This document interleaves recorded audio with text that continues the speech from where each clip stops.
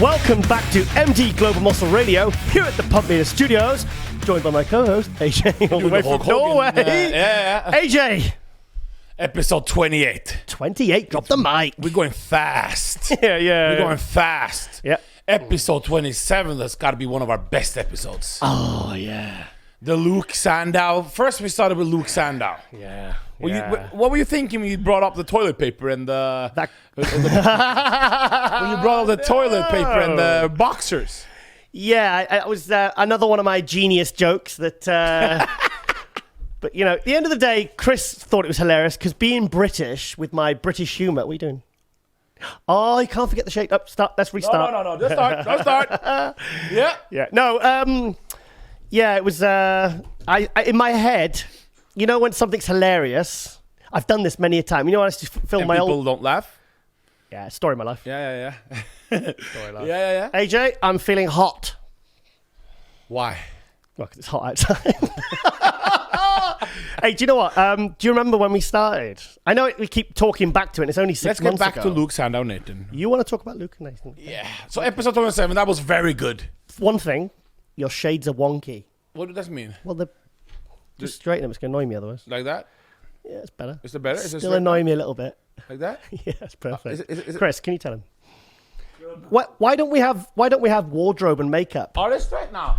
It's okay. Do you think we'll ever get to the point where we have wardrobe and makeup? I hope so.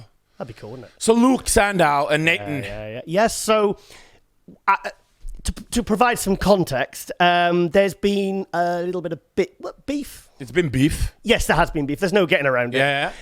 This is all over the who is Britain's number one. Mm-hmm. Now, Luke has been putting out that after his sensational third place at the Arnold Classic, which was he beat a not in shape Roller Winkler. Yes. A great shape Cedric McMillan. Yes, Cedric was fourth. Who else did he beat? Kukla was sixth. Kukla looked good. Not great, but looked good. He looked very good. He wasn't great. Well, you think he's going to do really well at the Olympia this year? I do. Yeah, I think Kukla is going to... Top six? I think he's doing top 7. It's hard, man. It's because there's a lot of great guys this year doing it. Yeah, but there's also some big names not doing it. There's no Rami. No... Well, we can't say for certain. So there's no whose fault? Okay, there's no Rami. Yeah, Cedric McMillan. I heard he's not doing it. Yeah, I think it's Cedric's not doing it. Yeah, that's what I've heard. Sergio. Well, he actually messaged Rosie asked him, and he said, "I'm shutting it down for the rest of the season." Originally, I thought that meant he was doing no more shows in between the last show he did, the Arnold Australia, where he took second to William Bonac, which I thought he should have won. I thought he meant that was shutting it down till the Olympia, but as I understand it, he is not doing the Olympia this year, which I'm really disappointed by. So no Rami, no Cedric. He's not that big of a name yet, but Sergio Oliva is not doing it. Sergio Oliva, yeah, he's not doing it. What's going on? Yeah, there's you're always going to be big names not doing the show. Who else is not doing it? There's still some shows left to go, so there's still people left to qualify. Yeah, but he's not even prepping Sergio Oliva right now, is he? I know, but like guys like we've still got guys like Ian Valliere to qualify. We have to see if he can qualify. Yeah, I'd love to see him do the Olympia this year because he was 14th last year. And I thought he looked absolutely fantastic.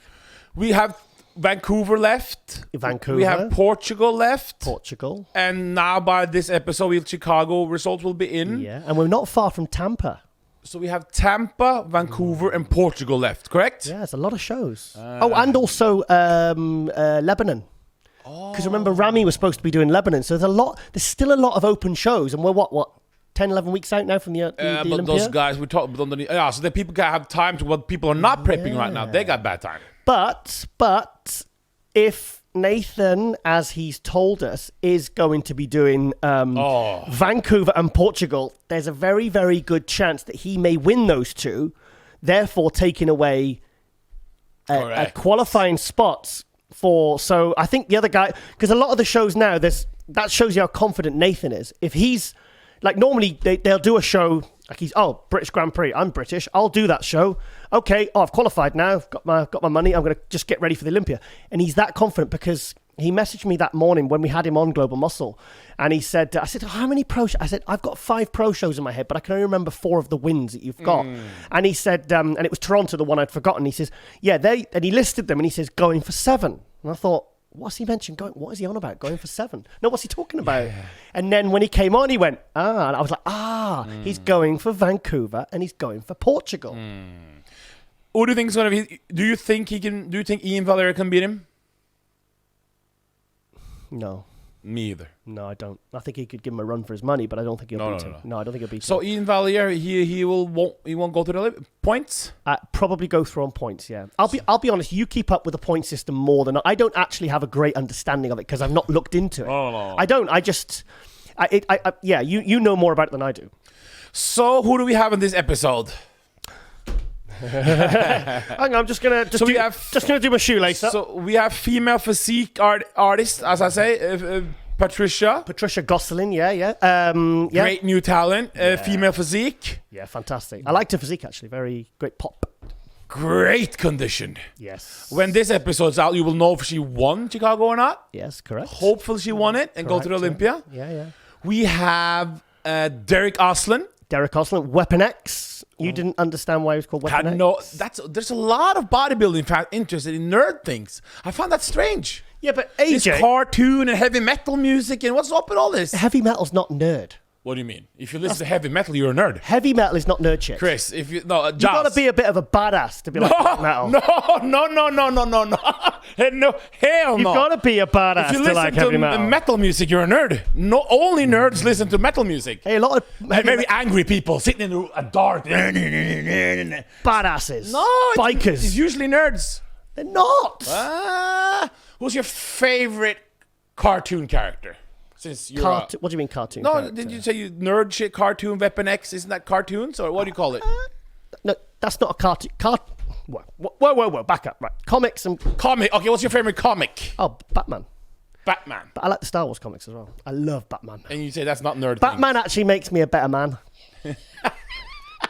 No, I'm actually being serious. Yeah. It's like I go to him for moral guidance. Okay. No, I do. Don't laugh. You seriously do? No, I do. You feel inspired and motivated? I put on Facebook a few weeks ago, I was talking about my 2 heroes. And people thought I was trolling when I said Dr. Jordan Peterson and Batman. Why is that trolling? Well, that's what they said I was doing. No, that's what they said I was doing. And I was like... I'm actually not, because I put a lot of silly stuff on, like the toilet paper and that's I'm not into cartoons. The only thing I listened to Batman was no. Come on, cartoons, it's comic books. So, Derek Oslan, Mickey Mouse and Batman, 2 very different things. He's on. Derek Oslan, 212 competitor. Yeah, Weapon X. You liked him? Yeah, I loved him. Yeah, really good. Yeah, he was your. He's fantastic. Yeah, and then we have. We're a little bit. Matt Jansen, the Nathan's coach to Charles Griffin, Ian Valliere, Sean Clarida. Yeah. He's qualified for though. You know what? I think if you had a graph, and you had contest placings and years, Sean Clarida's line is just going to be. It's like going to be like that. It's going to be a straight trajectory. I've got to say that carefully. Straight trajectory of success because he literally has got better and better. His body weight has gone up and his placings have gone up every single year. It's like, he reminds me of Ronnie's Olympia placings where he was last place, 12th place. And he's literally progressed. So he's if he wants to keep that going, he's going to have to make top 6 at Olympia this year because he's knocking on the top 6. I still worry about the 212 category. Yeah. And I'm not sure what people are talking about. That 212 is the most exciting. They've got to be on some type of heavy drugs because it's definitely not. What are they talking about? Why do people say such a thing? AJ, are they crazy? I think it's changed. Come on. I think for a couple of years, a lot of the placings in the open pros was very predictable. Okay. I think you could pretty... Coleman, Jay Cutler, Phil Heath, everybody knew what's going on. And then... I would say even more recent. Okay. And then I think last year with the whole Sean Roden thing and a lot of things changing, I think people are like, oh, shit's changing. Did you get fooled by the Sean Roden picture, by the way? No, I didn't. Why would he post that? I don't know. Yeah, he didn't. Yeah. Well, should we give some context? Yeah. Have you got? No, I haven't got the picture of it. Yeah, he posted. Sean Roden posted a picture because it's now we're about 10, 11 weeks out for the Olympia. He posted a picture and did he have hair in the picture and now he doesn't? And it's clearly another an Instagram outlet, somebody account bodybuilding something. They posted the last picture he posted I think 9 days ago. It was a side chest, and then they posted the picture that he posted yesterday, and they said 8 days apart ? And it's obvious. I think he's posted an old picture. Why? I don't know. I'm a bit confused. Do you speak to him? Yeah, I speak to him. Yeah, I spoke to him. What's the? I don't know what's going on there. I think that's a bit misleading. I think, see now, the heat's starting to build now for the Olympia. Yeah. People are starting. People don't want to see old. Well, we're creating hype, but not a lot of other people are doing it. But, well, okay.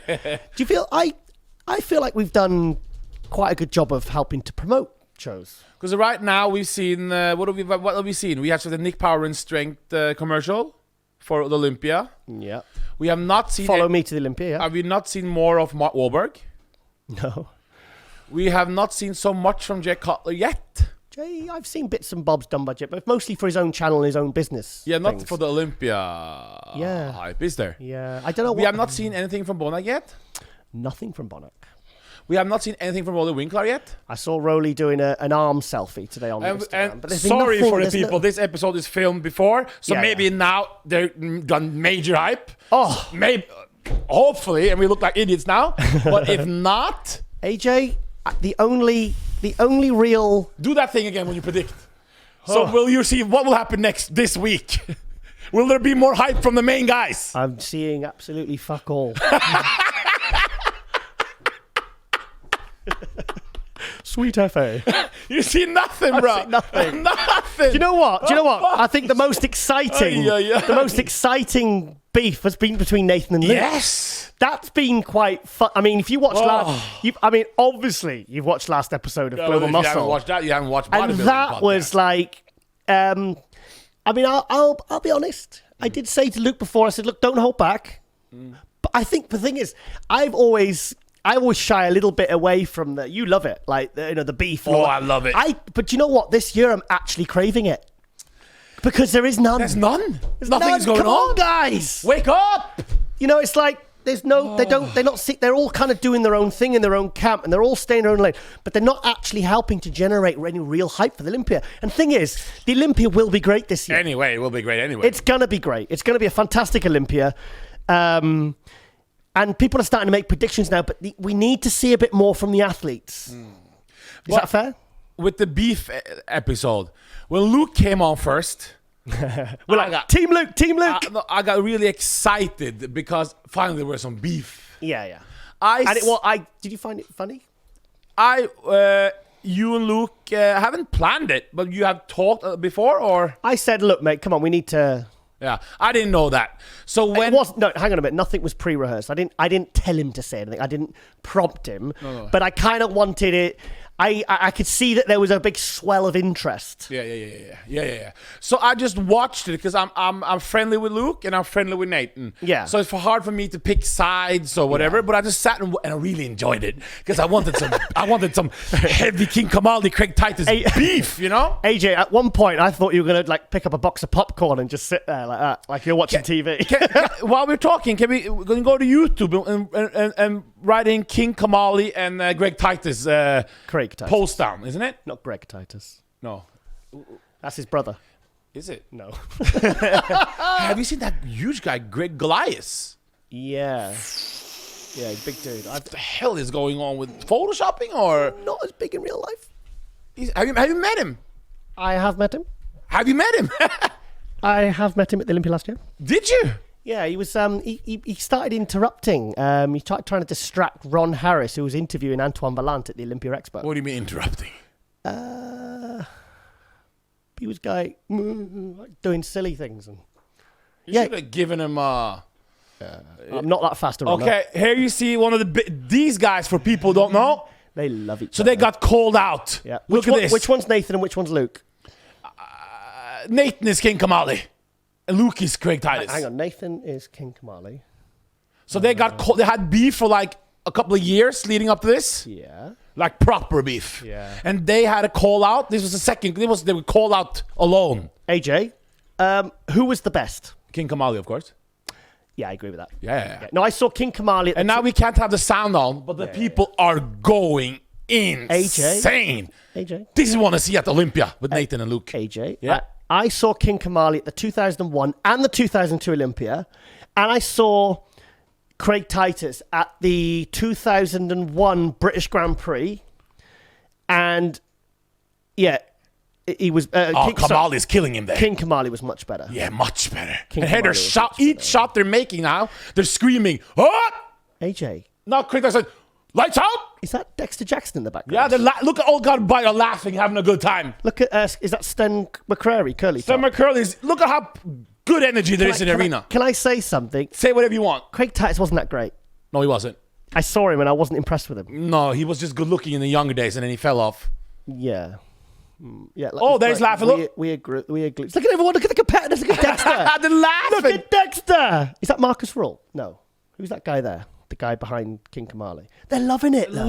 They're loving it. Oh! And you know what, AJ? Yeah. 2001 press conference. I went down. This was my first Olympia. And I sat down with Kerry Kays. You know Kerry Kays, the British show promoter? Those weights. Do you like the weights or? No, I don't. No, Craig Titus had a crap waist. So. Oh, King Kamali looks good. That was the what was that guy called on the right? Horvat, Jaroslav Horvat. Oh, Jaroslav Horvat. He was very good. Where's he from? Yugoslavia. He went to 212. Slovakia, Yugoslavia. Yeah, one of them. We're not so good at it. No, that's what we want to see Nathan and Luke at the Olympia. Montenegro he's from. Montenegro. No, he's. Yeah. Come on, Bieki. Come back to the fold. Make it. Yep. Do that one more time. Make it. I just see two big feet. This is for the people at home. We've asked Lionel Beke how many times to be on the show now? Realistically. 326 at last. 7 count. each week. When I usually watch bodybuilding shows all day long. So each time I put on Beke, I DM Beke. Please, come on, global muscle. It's always brother. Jesus will take care of it. Hashtag God is great. Free baguette. Oh, Jesus, please make Beke choose global muscle. Yeah. What are we talking about? Nathan, Luke. I was talking. Oh yeah, we'll go back to Nathan and Luke. Yeah. So then Nathan came on the show yes. after Luke really went hard. I was like, so what's that? I don't understand. That's the. And we were. I was like, okay, oh no. And then Nathan came on. Beautiful beard, tan, in shape. Very beautiful man. Looking very beautiful. Very beautiful He had that man. post-wing glow. Yeah, and that comes from a heterosexual male. You not post-wing glow where you just you had sex with a beautiful woman. It's been years since I've done it. And I didn't joke it down. I'm gonna get some shit for this. I'm gonna stop her watching the show. Actually, no. Oh God, I'm in the shit now. I thought he had like a sort of like a glow. I thought he's got some lighting effect on him. There was dry ice, some lasers. I mean, that's what I saw. And he was so champion. Here comes a champion. Can I be honest? Yeah. I was expecting something else. What were you expecting? I was expecting a bit of. He was very professional. Do the Liverpool accent, please. Hey, mate. Hey. Now, how do you do it? What? Listen, Giles. Hey, calm down. All right. You are. Hey. You nicked me telly. Scouse. What do you say? What do you say? Scouser, or what do you call it? Scout. Yeah, he's a Scouser. Yeah. Okay. Jamaican Scouser. He's pure Jamaican. He's Scouser. Mixed with. You're very bad at geographics. I got an A in geography. He's half Jamaican and half. Come on, man. We had him on English. the show. He's English. Obviously, there's another one. He's not half English at all. He's not English at all. Not Dominican. No. It's from the same country as your hero of all heroes. Gotham. He's from the Philippines. That Jeremy Buendia. He's from Gotham. I got that. You didn't. You got it, didn't you? Hang on, you didn't actually get that. No. He's from Gotham. Who comes from Gotham? City of Justice. City of Peace. No. Gotham City. That's R. Kelly's one of his hit songs. R. Kelly. Gotham City. How's your mate R. Kelly doing, mate? Stop that now. Anyway. You two have something in common. There we go. Gotham City, Kells. I'm not liking that connection. Okay. Liking no, that he's half Filipino and half Jamaican. Remember, He's I think his mom was from the Philippines and his dad is from Jamaica. I don't see the Filipino in him. No, but Jamaican, you got very good genetics, so we overtake everything else. Yeah. So Nathan the Asher came on. You expected something else? And I was very, very impressed with what he did. I was like, You were so impressed with I was kind of like a little bit speechless. You were texting Flex Lewis and like, Nathan is really cool. Yeah, I was like, shit. Yeah. Luke, wow. Fucking hell, man. I'll take it back. I'm sorry, Nathan. Sorry, Nathan. So now he's doing Vancouver. Yeah, Vancouver. He's doing Portugal. He's going into Olympia. He's going to go to Olympia with 3 straight wins. And we can say it. And you said that would be the most successful pro this year. Who else has won? One World got 2. Yeah. Arnold Classic, Brazil, and... Come on, it's been a long day, but Arnold Classic, Brazil, and... Come on now. New York Pro. New York Pro. New York Pro, yeah. Third biggest pro contest in And the world. John De La Rosa had 2. Puerto Rico Pro. Puerto Rico and Toronto. Yeah. Wow, we were really We've smart. got it there. Yeah, we're actually firing today because we've done quite a lot of work today. This has been like a double day today. Ronnie Coleman show coming out next week. Also. Oh, yeah. Hey, this week, maybe. What about that message Ronnie sent us? Do you think people get sick of our faces? Hey, Chris, can you bring it up on Facebook? Put it up. Can you bring it up? I've got, honestly, AJ, like... I think he wrote it though, or his manager The wrote fat it? orange cat was screaming this morning because Rosie had to get up very, very early. I gave him some beef today. And the that... cat. Oh, did you? Some beef to bond with it. Oh, I thought you meant beef. No. There's a little bit of the I steak. saw, actually. I saw. I He was got very happy. Yeah. I thought you said beef as in, oh. No. You think I I'm was like, beef with the cat? don't pick. Can't even... Rosie will stab you in the night. I know. That's her baby. That's Ronnie Coleman, Instagram. Yeah. Can we bring this up? Honestly, and Rosie was waking me up with her my electric toothbrush she likes to use. And what's this? Yeah, buddy. What's this? Wait. And then I woke up, I turned my phone on, and We'll be here today. What? Monday. This is our Monday, so we will be here by... No, it's Tuesday, the day before. Oh, yeah. Phil, he's flying. Okay, Ronnie, so imagine, guys, you're just a poor little ghetto boy from Manchester. Wales? Manchester, I'm from Wales. And I mean, like me, I'm from the higher society in France originally. What's that ghetto called that you dropped that got the kid got kidnapped? Oh, in Tøyen in Oslo. That's where you're from? No. Is that nice? Is that a nice area? That's the ghetto. I just was there to show him I have a men's physique boy. I picked the men's physique boy out in the ghetto in North when he posted. AJ, can I read this out? Roddy Coleman commented, this was on my Instagram, on my, not DMs, because I wouldn't read out DMs. This was Roddy Coleman's Instagram. Nice job, guys. This was our preview for episode 27. We always do it at the end when we film. Nice job, guys. Can't wait to see the work we did together. I promise it was the most satisfying interview I've ever had, and I've had tons. When Sean told me it lasted 2 hours, I was in complete shock. It seemed as if though we only talked for about 5 minutes. You guys are the utmost professionals, and I am so much looking forward to our next meeting. I truly love you guys. And no, that's actually genuine. And the excitement and energy y'all brought to an interview. Brendan, that's his business partner, my old boss, my good friend, right. Brendan Ahern. Brendan couldn't have chosen anybody else but the two of you. Keep up the great work, my friends. Oh, can you imagine waking up to that, AJ? And you're like, I was like, is this... Oh. Giles, I just pray to God that is him writing it. AJ, the time it came in... No. The time it came in is when he's at IHOP writing his book. Oh, yeah. Because he goes to IHOP, because he goes to bed late, but he goes to work. Chris is shaking his hand while you're talking now. Shaking his head and like... He gets up late. No, he gets up late because he's been writing his book, which he's actually releasing at the Olympia. And he told us in the podcast that he is writing his own book. And we were like, oh, you write? And he's like, yeah, I was the editor of a sports newspaper when I was younger. Like, he told us a lot of stuff in that podcast and that show that Sean said when he came over afterwards. Sean, his assistant works for him. He kind of came over to set everything up. We were at his house. And he said, guys, obviously like the vodka and coffee story, we've heard that 50 times. He says, but, he said, there were stories there that he told you that I've never heard before. And I've known him. Oh, what's this on this? Is this my Facebook? I just thought I'd do some Facebook promotion for you and just go through some of your older photographs, that's all. Oh, is this Chris or is yours? Yeah. God damn, you got a lot of... I post some shit, you should go up. Go up. Oh, there's Luke. No wonder people are sick and tired of listening about us talking about Phil. Here, go right up. No, these are pictures. This is what saves onto my... These are the things I promote. Oh, okay. Do you like the back of my mouth? Yeah. That's me when I used to live in Gotham. I used to do I had a night job. AJ, I had a night job. As a stripper? I was in Gotham. I was a vigilante. I don't know what that is, but okay. You don't know what a vigilante is? No. You don't know what Gotham is? I don't watch. Do you even know who Batman is? Yeah. Because R. Kelly has a song about it. I don't have a Batman song. City of Justice. Okay. There's Alvin Smaller. Smaller. That's my guy. This was a photo shoot because I do photography as well. This was. Hey, Chris. I'm back on it. Christ. This was a photo shoot I did with Alvin Small. Alvin was supposed to be doing the New York Pro. This is one of my photos. Yeah. Look, this is before straight out of prison. This is before I retaught you photography, isn't it? This was actually, yeah. Just before. Well, this is how this all came about because I came here for what was it, November? It was like back end of October, November. Yeah, it was November. Yeah, and then you said, "Hey, Giles, I've got some podcast equipment here. If you want to use it, you know." City of Justice. Use it.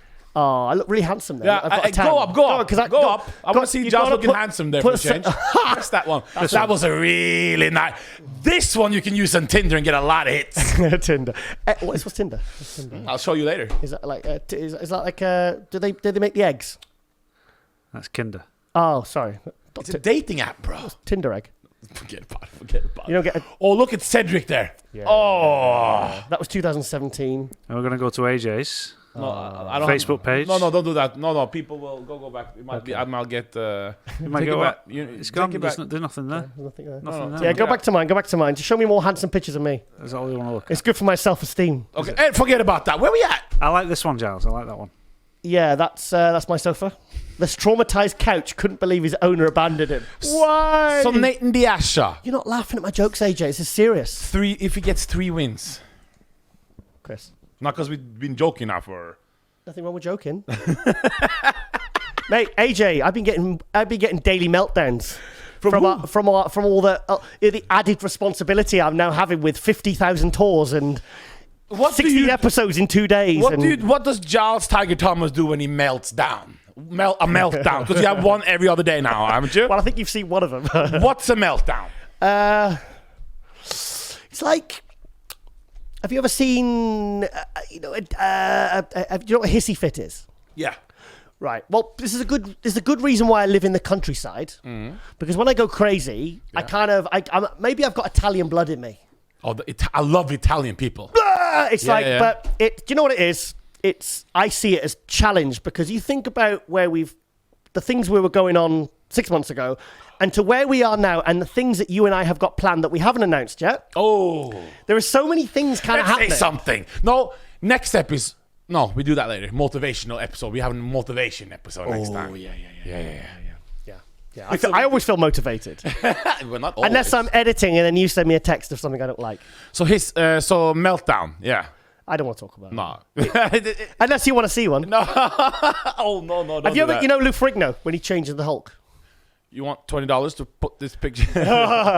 You don't like Lou Ferrigno, do you? I'm not a fan. Why? I'm just not a fan. I never saw the hype. What happened to his Lou Ferrigno legacy? This last 2 years, game over. What happened there? Yeah, he did. He ran it for. Actually, he ran 3 that years. show for. He did. Yeah, because Roddy Raquel won it 2015 because Patrick Tuer prepped him for that one. That's the best I think he's looked in years.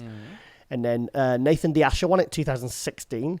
2017 was won by Brandon Curry and Cedric came second. Yeah. And then the week later, Brandon faded and Cedric won that one. And then Hadi took second.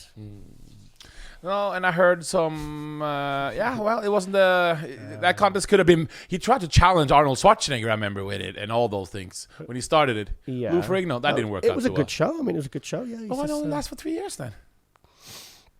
Shows are a lot of work. Oh well, we're gonna put on the show soon.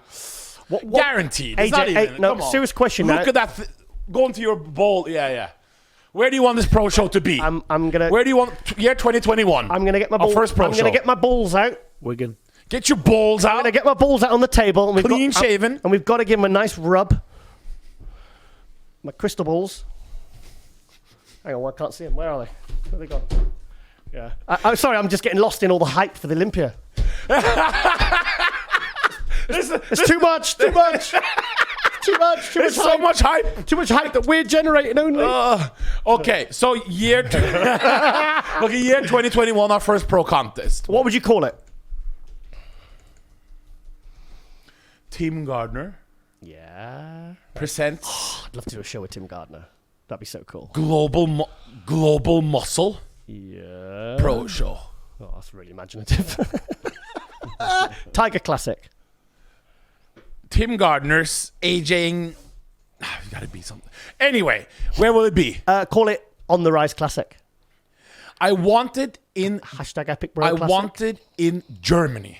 You want it in Germany? Because I know German fans can go crazy. Yeah, it's a good bodybuilding scene over there. They love their hardcore bodybuilding. You want it in Germany, in Europe. Is there any way... Yeah, and what we'll do is we'll put all the men's physique in a tent in another venue on a week later in Japan.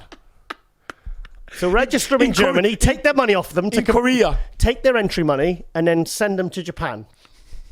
What? As a sit? You gotta have men's physique. It's the wave of the future, they say. I saw Ryan Terry on stage yesterday. Oh, 2 weeks. Isn't he a lovely guy? But still, You're not feeling it. it's very small, bro. I'm just saying. Well, he's had a hip problem. Well, you can have whatever you want. It's looking very small, bro. I'm just saying. Well, maybe he's retired. He said he announced he's gonna do Olympia in 10 weeks. Quick chest and abs. He was not retired. Oh, he's always doing the Olympia. He's doing Olympia. Okay, because he dropped to, was it 7th, I think? Do you remember when it was 4th? They were 1 and 2, weren't they, at the... Jeremy Bundia. I love Jeremy Bundia. I know you don't. Okay, I love Jeremy Bundia, by the way. So, this Olympia here. Yeah. It's going to be good. Yeah. Yeah. Now, do you think we're going to have another big surprise? Yes. With what? Do you think we're going to see someone... To be fair, what can I say? This season, John De La Rosa. I've got a really good question for you. Okay, give me the question first. Right. Sean Roden, is it more likely that he wins a second, or is it more likely that he gets 5th or 6th? That he wins second. Okay. Hello, come on now. Why do people have Roden? Happened to Miss Samir Badu in 84. Why do people have Roden in out of top 5? And it's come on. Do you know what though? I think he's a real wild card because he proved that in 2017. Like I said, I had him 7th or 8th, which I've mentioned many times. Many times. But is he someone that could improve and really, really win this one, and really decisively win it with other guys at their best? Or is he someone that is unpredictable in the way that he could get his ass kicked? Do you think it's gonna? I don't know. I think that's kind of what makes it kind of exciting for me. All I know is that we need. Because remember Dexter in 2009, he won the Olympia in 2008, and then he dropped to 3rd. And thing is, if you actually look at the photos, he looked better in 2009 than he did when he won it. All I know for people who are young at home. They don't understand how glorious, how important bodybuilding used to be. Yeah. When you were the Mr. Olympia champion, you were the best man in the world. You walked around with your head high, with huge arms, custom-made suit shirts, like Frank Zane, and then the guy Larry Scott walking around hitting bicep shots in the clubs. I met Larry Scott. Jay Cutler, larger than life. You did? You met Larry? At an older age. Yeah, I met him at the. It was Oscar Heidenstam dinner. They used to have this annual dinner in London. Oscar Heidenstam was the one who started NABBA, and he was a big, And then when he died, they started like a foundation. It was like a charity thing, and they'd have an annual dinner, and they'd honor people. They had. I went to the one with Larry Scott. You're right, AJ. I just look like Chris is doing some technical nerd thing. Larry Scott. I saw the one with Chris Dickerson, and I saw the one with John Citrone because I went down because I was working for John. Yeah. And my favorite one was actually John Citrone, because when I was working for him, and I said I knew John's not. I always knew John as not a very extroverted, good talker. He's kind of quite quiet, quite a shy person. And I thought, he's got to do like a 20-minute speech. Yeah. This is not going to go well. How's he going to do it? So I was working for him, and I said, John, do you want me to help you with your speech? Do you want me to help you? Do you want to go through it? And he went, no, I'm fine. And I thought, oh no, this isn't going to go well. And do you know what? What? It was absolutely fantastic. It was. He did it. Honestly, he was talking, and he had nothing in his hand. So it was all, he'd obviously rehearsed it. He put a lot of work into it. And honestly, it was the busiest one as well. It was like full, absolutely full. And it got the best response of the ones I went to, and it was absolutely amazing. And it was really from the heart, like when Ronnie really opened up to us in the podcast. He really once he got going, it was like, wow, this is, it really kind of gave us gold. So for me, it's for me to win Miss Olympia is not about only physique. Yeah. No, it's not, because that's the most important title to ever have. He's calling you names. People have died to get this title. Technically, died.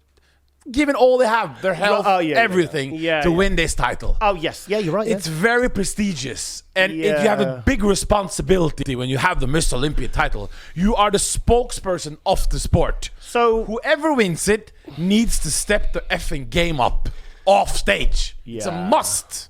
Yeah, it is. So you see it more than being, what's that, a washing machine? It's a helicopter, bro. It was a washing machine. It's a helicopter. Is the IBB coming to kill us after we said the hype wasn't... Just act natural. Okay. Don't draw attention. Popo. They found us, AJ. They found us. Run! Run, Giles, run! What was I saying? No, it was like Mr. Olympia. It's like, why do they think they gave it to Jay Cutler over Victor Martinez? Oh. Hello? What? So you think Kai Green deserved it over Phil Heath? No. Any of the years? No. Many people Closest 2012. No, I don't disagree. I thought Phil had that one handily. I said the closest Kai was okay. was in 2012. Yeah. A lot of people speculated since Kai Green did some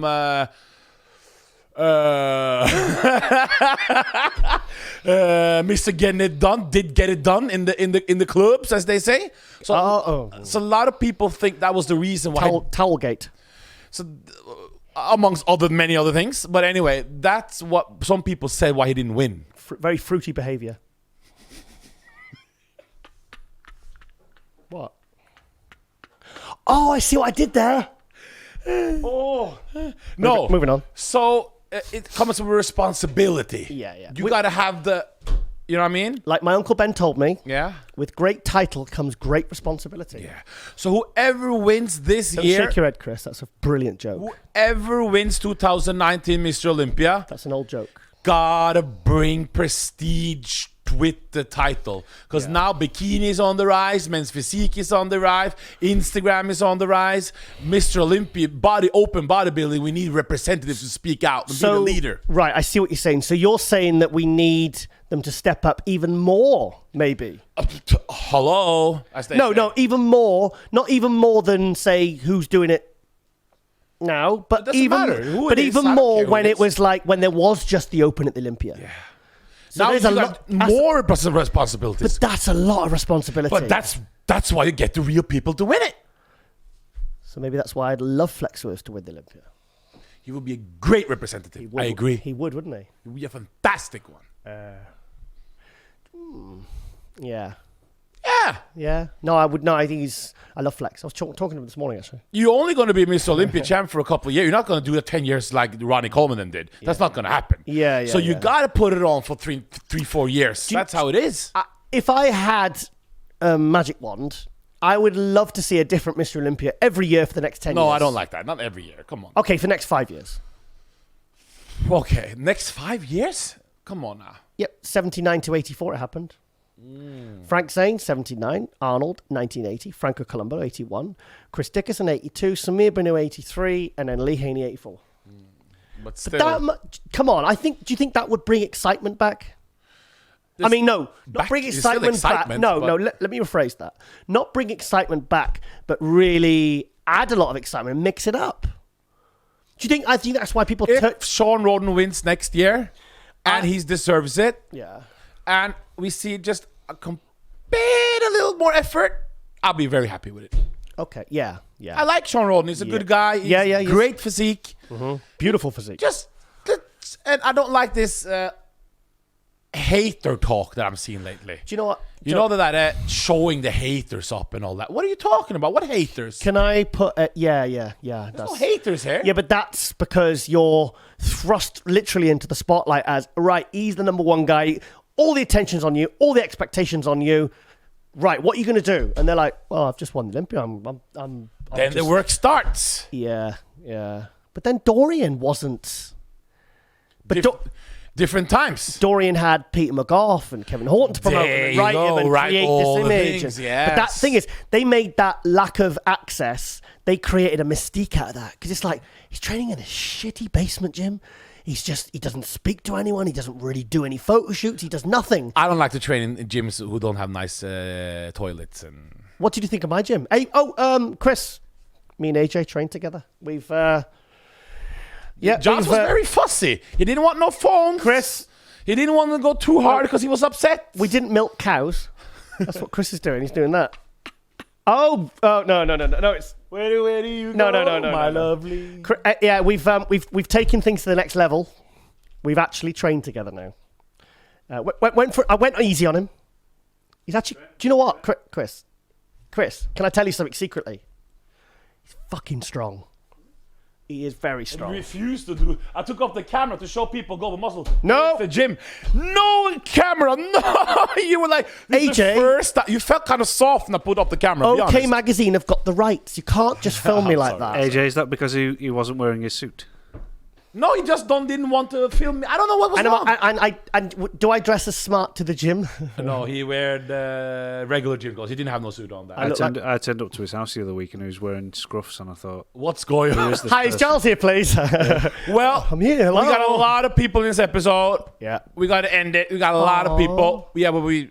I want to keep going. But we have our last guest is who is it? What? Our last guest in this episode, and we already done the interview. That's why we can say it. Wow, Zack Khan. Yeah, Zack Khan. I just like it. Was just it's just that was different, wasn't it? Oh, it was different to how we expected. It was I felt such a swell of positivity and love. And we had a group hug. We had a group hug. We had whiskey. We hugged the TV. We had alcohol. Yeah. We had a new idea. What was the idea? Just before we do the shout outs, what was the idea for Zack Khan that we might... People at home, DM us if you like this idea. Come on, Chris. Tell me your idea. Yeah. Come on the show last time in this 2019. Come on screen. A late night, 3-hour live conversation / podcast. Filmed right here at the Pump Media Studios. Broadcast to the world. Where people can interact with the conversation, potentially ring in, and alcohol potentially fueled, especially alcohol fueled. Also, guys, I got outvoted on the wellness girls, 2-1. So I'm afraid we will have wellness girls in the room. Oh my word! How many? Half a dozen? I prefer female bodybuilding girls. You can have wellness girls. No, I can't. So yeah, that's call Lisa Cross. Don't you know her? Yep. Yeah. So yeah, that's the plan. That's something we're going Look to how talk quiet about. it was when I said Lisa Cross. You were like, yep. No, I love Lisa. She's great. Fantastic woman. Yeah, I've known her 10 years. Going down to Lisa's gym in a few weeks. You do? Oh, nice one. Can't you invite her to do some... Do you know she speaks... she's got a degree in Russian. She speaks 7 languages. Fuck. Ooh, sorry. Sorry. Okay, so that's not one of them. That's Russian for wow. And that show will be ask whatever you want. It doesn't have to be bodybuilding. It could be whatever. Yeah. Oh, we're talking politics. We're talking politics, sex, religion. I've got an idea. Why don't we have like a sex phone in where they can ask advice on relationships and sex? Correct. And we're like, but we do it like proper agony aunts. I'll be AJ. Agony uncles. I'll be Dr. Phil. You'll be Bill Cosby. Yeah, what you do is Zack will be Zack. You put this in the drink. I'll give you a question. So me and my girlfriend, we only have sex one time every month. What can I do to increase this to my sex life? Have sex more than once a month. But she doesn't want to have sex with me. Well, Well, this is something a lot of people experience. Okay. And this is something that a lot of people suffer from. Okay. I would say have a date night. Okay. Date night. And I think I really need to think about this one. No, but people at home. No, I'm not in the right frame of mind. I want to talk about oiled up men in thongs right now. Okay. Really, like as you. So people DM us if you like this idea, but I predict that will get huge ratings. Can we say the name? Say it. On the Rise with a Z. Was it live with After Hours or something? Oh, After Hours, yeah, I like that as well. After Hours. After hours. Zach. But it can't be after hours at 9 p.m. That's like bedtime for 8-year-olds. But I really like the idea. I hope you guys will like that idea. Yeah. After hours. Live in, call in, ask whatever you want. Ooh. Ronnie Coleman show, Global Muscle show, Phil Heath tours, Brandon Curry tours, Mark, a lot of other tours. Go to our shout-outs. Well, who's your shout-out, Giles? Can we go to Ali? Ali. Here we go. This is someone I've known since 1995. This is Ali Hoon, who owns Pacific Fitness Gym. Funnily enough, he's actually having one of the Phil Heath seminars. What day is that on? Look, that's his pit bulls. Oh, look at his bikes. Yeah. Have a look at this red bike. It looks like a Decepticon. Looks like a Transformer. Look at that. Is that him? No, that's not Ali. It's some other Welsh guy. That was how could a white man call Ali? Oh, look, Phil Heath took it. Yeah. Look at his bikes. Look at the bikes. He loves his bikes. Let's look at some bikes. Bikes. We've showed so much Phil Heath, people gonna think they're gonna get sick of look at the doggy dog. There's Ali there. Ali. Ali with the... Right, see that? No, this here. He's I don't want to. Is he? He's not Iranian. Is that like secret society? No, he's Persian. He's Is he Iraqi or from Iran or? Hang on, it's gonna come to me. I think he's Iranian. Now, Persian. Slow down. Yeah. Listen, Ali wants to see. Look at him. He's in good. Look at this. Look at the bit of the physique there. Got great shoulders. Right, yeah. But Ali used to be very big, fat. He was like... There, I see it. Yeah. No. He was twice that size. That's like midway. He was like, I don't know, 320 pounds or something? I don't know. But then he lost 100 pounds in body weight. Wow. In body fat. In how long? This was a few years ago. He looks sharp now. Great shape though. But Ali was, I knew Ali in the 90s because he had the Metrex contract for Wales back in the 90s. He was like 21. Real entrepreneur. He used to promote a lot of good shows. I judged one of his shows actually once, the Metrex Classic in 1999. Remember Eddie Abu? Yeah. Eddie Abu guest posed, Grant Thomas guest posed, and I judged. And have a guess who won the overall. And this was in 1999. Which show was it? This was in 1999, the Metrex Classic. Have a guess who won the overall. Yeah. It's a name we've mentioned today. From Wales. Key name. Flex Lewis. Very, very warm. Zack Khan. He's not Welsh. Very close to Flex Lewis. Think. Come on. Welsh. We've mentioned him today. Citron, or whatever you call it. He's from Newcastle. I know. You said I got bad geography. Come on. Neil Hill. Oh. Yeah, Neil Hill was a middleweight and he smashed the entire show. Yeah. And I tell you who also did the show was Chris Gethin. Oh. Yeah, before he moved to America and got his entire body tattooed. But anyway, back to Ali. Yeah, Ali loves his motorbikes. And I'm looking forward to us going down to see him because I think you're going to really enjoy the Welsh vibe. Good. Because he's got a barbecue. He's got a little surprise. Well, this will go out after. He's got a very nice surprise for Phil when we go down there. But look at that bike. The work looks so cool. It looks like something out of a Michael Bay Transformers film. Not feeling that? No. Oh, you are. Okay. Very cool, isn't it? Yeah. So Ali, he was a huge supporter of bodybuilding, still is. He's run many shows. Great guy. Big supporter of just overall a very, very cool. Look at his sounds cool motorbike there. So my shout out is Ali Hoon. Check out that Pacific Fitness in Pontypridd, one of the best gyms in Wales. He described it as a mini Oxygen. Over to you, AJ. That's one of mine. No, that's one. Go to one of mine. Yeah, go to one of AJ's. Mine, it's not much there to see, but go up. It's Betty on a bodybuilding. No posts yet. It's Mr. Butty on mobile forums for people at home. He's been on Moscow Development. We have a board. Yeah. He posts every picture you can ever from every show the second after the show. Yeah. He posts every competitor. Is he from Spain? He's from Spain. Yeah. He's ripped. He likes to go on diets that are tremendous amounts of he's ripped. You've seen pictures of him? Yeah. Oh, really? He's not big. He was like you up till last year, a bit of a mystery. But he's in contest condition year round. But he's not big, but he's like me. He loves female bodybuilding. He loves bodybuilding. He's probably one of the guys who gives the most to bodybuilding 24/7. What is that picture there? It's a mouse. Cat or a goat or something. I have no idea. But anyway, so he's promoting bodybuilding every day for the last 5 years of his life. Can you not get him on Instagram posting much, or because I don't think he understands how to use Instagram, or I don't know. He's got 26 followers. Doesn't matter. And two of those are you and me, mate. He goes there only to look at the bodybuilding. So he doesn't use it to view. Just to view. But the thing is, if he starts posting on there, it'll pull him away from the forums. We love the forums. Yeah. So this guy here, we can't tell him, but he's doing great job to keep bodybuilding alive. Yeah, I like him. Your another shout out is? Yes. No, that's not mine. That's mine. Danny. This is Danny Kaganovic. Who's this? IFBB Pro, yeah? IFBB Pro from Israel. Now, I first saw this guy at the 2017 San Marino. He won the super heavyweights where Tim Buddersheim won the heavyweights. Go down, we can see him. Yeah. And he competed at the pros the next day. He took, I think it was 7th place. He beat Rafael Brandao. Oh. Yeah. Then you're good. Unless he took 9th, I can't remember. No, he's very good. But, and he's competed this year. Absolutely amazing physique. Nice athletic look. Yeah, good poser. Yeah, very crazy muscle. But let's show there's some most muscular pictures. You can see that the genetic shape. Go down. That was the amateur. No, that's San Marino. Go down. That was where he turned pro. That was 2017. Oh, nice. That one, yeah. Yeah. Look at the shoulders and the arms. Everything's popping. Look at that. Oh, looks really good. That's not Photoshop, by the way. No.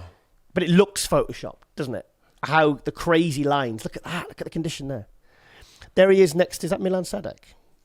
No. Is that? No, it's him. I thought it was him next to somebody else. Yeah. But this guy he's cracking top 10 in pro shows. Lot of potential. We'll have to get him on the show one day. Yeah. Yeah. Fantastic. What was that noise? Is it a helicopter again? Or are you making rude noises with your body? Don't talk about that when we do shout-outs. Okay. Yeah, look at that. Look at that condition there. Look at that. The side chest, the leg shot there. He's in a vacuum. What the fuck clip of the day. That's him. Look at that. Press it. Whoa. Oh, I used to be able to do that. Don't lie. You're stealing my thunder there. Cheers. Well, go out so people can see his Instagram and people can follow him. I'd love to see him do that on stage. That'd be like Lucas Estadle's ass roll. No. I prefer Uz's ass roll much better. Do you? The ass roll is legendary. The ass roll. My last... When Marcus Haley did it with his stomach and it really didn't go down well. He did the thing with his stomach and he put... No. Yeah. So my shout out is... So check him out. I met him at British Grand Prix, the Jeremy Bundy of England. Okay. Trained at Graftism Gym. Daniel Park. Yeah. Good arms. Good arms. Good back. Yeah. 22 years old or 21 years old. Yeah. Natural bodybuilder. Yeah, looks great. I love his arms. Biceps are fantastic. Did play-by-play with me for Muslim a little bit, but we were so excited that we couldn't do it properly because we were so hyped. That was the guy sat behind you and sat next to Charles Clermont. Very good-looking young man. Oh, he's in good shape there. Great condition. Shit. What does he compete in? I'm not sure. That'll be junior, won't he? I have no idea. Okay. Well, he looks great. Yeah. Go up. Maybe go all the way up. Maybe it says on Instagram handle. Yeah. It says Daniel Park, 96. World Junior WBF official. What's that? Redcon. Oh, he's sponsored by Redcon already. Operator. What's a WMB official? Whatever it says up there. What? It says there. That's WMBF. Do you know about it? Sorry. This is World Natural Bodybuilding Federation. 2016, he won the World's Junior Worlds. So he's a natural. Good. Oh. Cool. Daniel Park, 96. That means he's 23. He'll turn 23. 23. Yeah, great potential. So this guy's got potential. Follow him. Yeah. Episode 28. Yeah, 28 in the bag. Hope you've enjoyed this one. Bit of a positive one, this one, wasn't it? And we are out. See you later.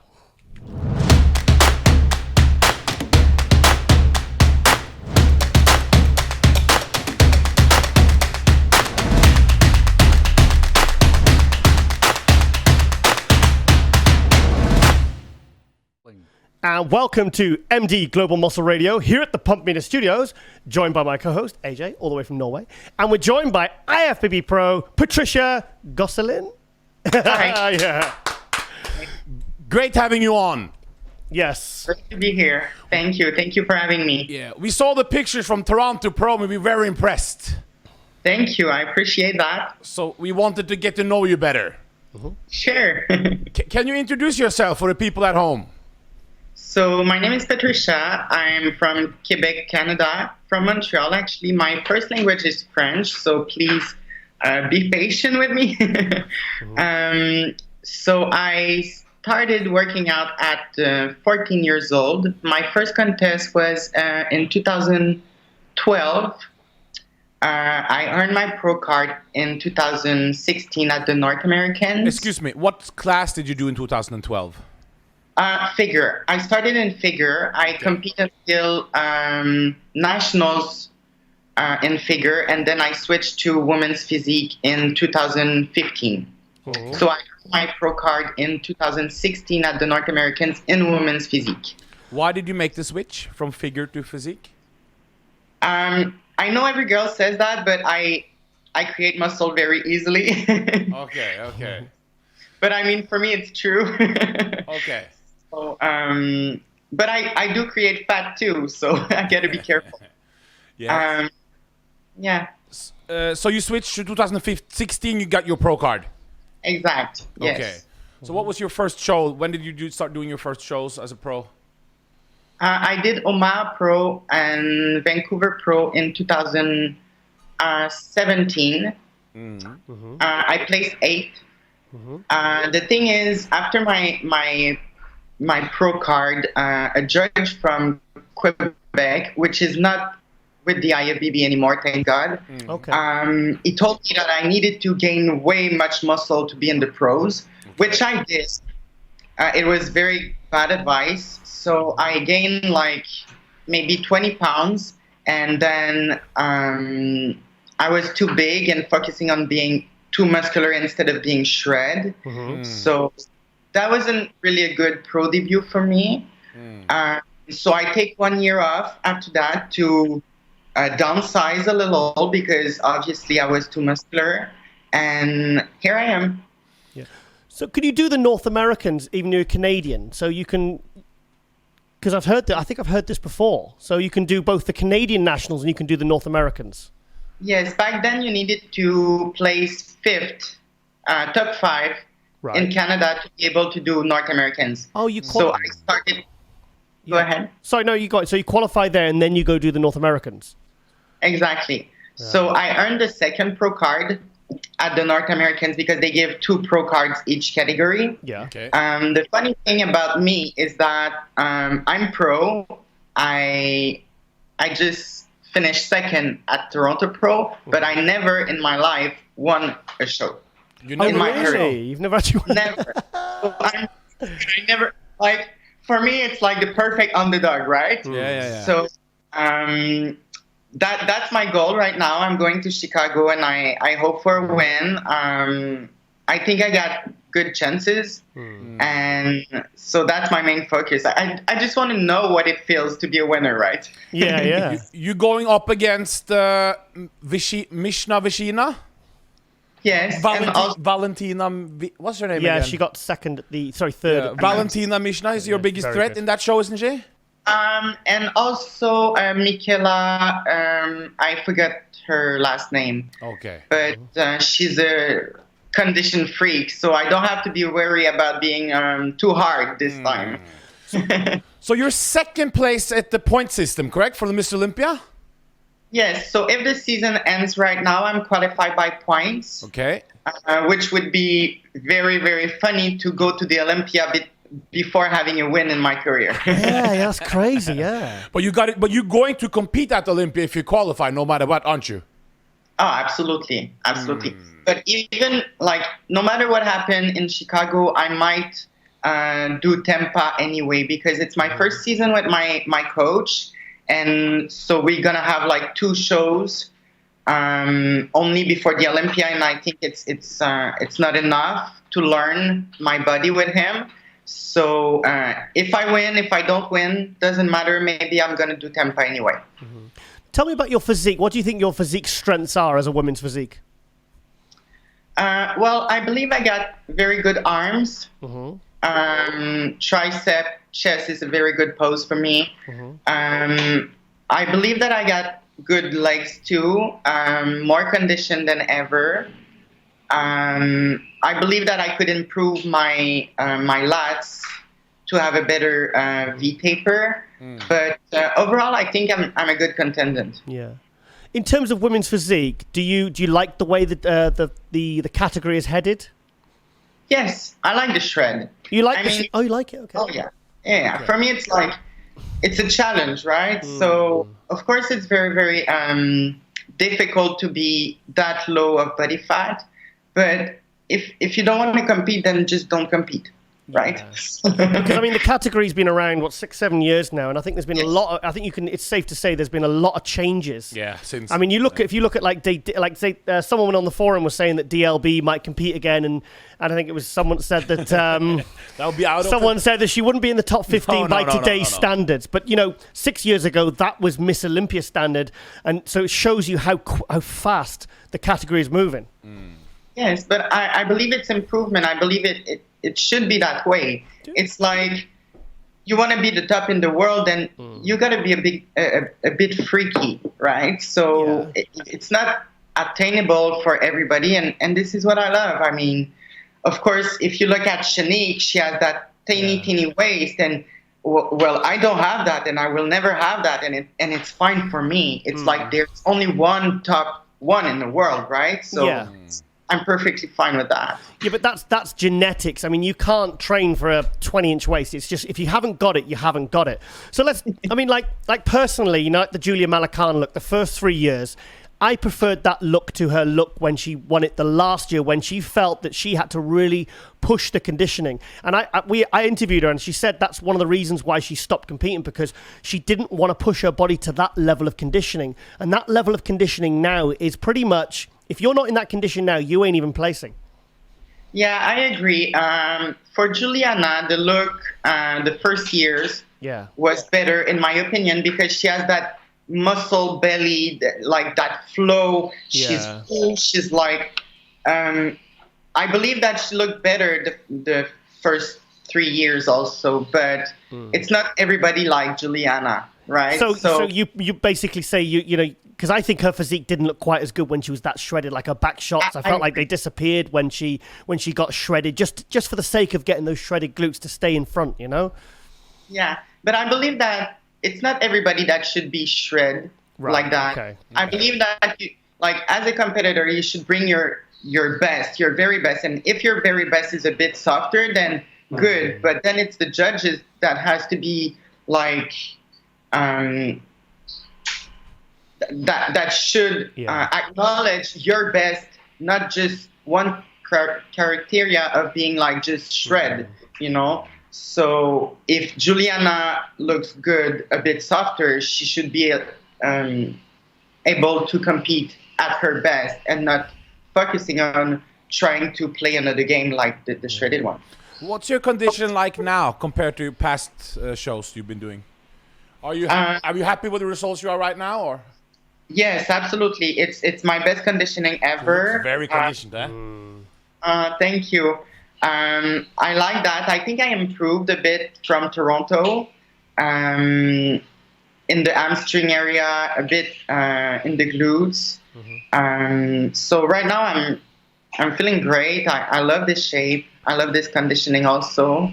Do you hold good condition in the off season, or do you kind of just go like to a normal sort of female condition? Because to get that, because my partner was women's physique, and for her to get condition was very difficult. And like within 2 weeks after a show, she'd put quite a bit of body fat on. But some women, I've seen women like say Natalia Coelho, she seems to stay shredded all year round. What do you do?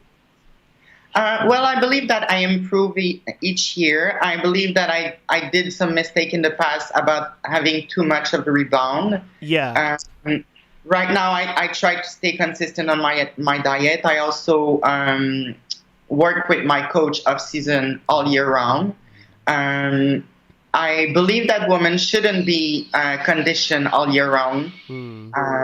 It's not healthy. So I always say 2 months out of the season, it's really, really not healthy for women to be that shred. But we kind of make it up for the rest of the year by getting back big of muscle, of fat. I think it's important. Yeah. So I stay lean, pretty lean off season, but I'm not too concerned about it. Okay.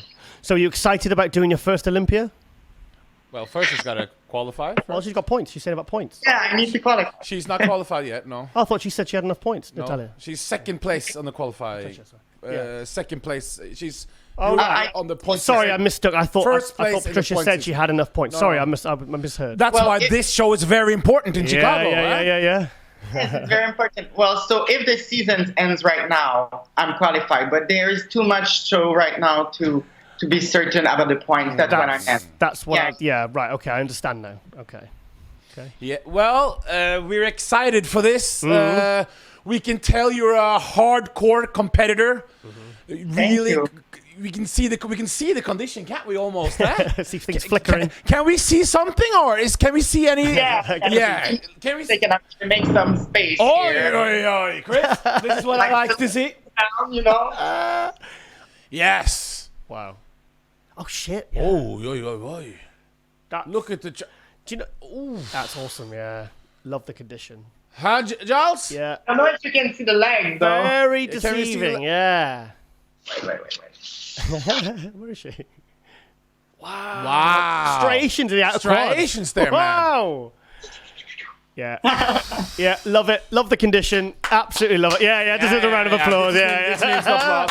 Do you know what? I like those kind of physiques that pop when they pose. It's like everything happens and starts flickering. That's the best. That's the best sort of women's Fantastic, physique. Yes, but right now I'm like 4 days out, so Yeah. there's not much popping here, guys. Wow. Oh, so you're depleted at the moment. Have you started carbing yet, or loading, or anything? Or? We go very, very at like last minute. Oh, okay. Who's your coach, by the way? So you can name the person. It's Shelby Starn. Oh, Shelby. You know Shelby Starn as Yeah, well. I know Shelby. Yeah.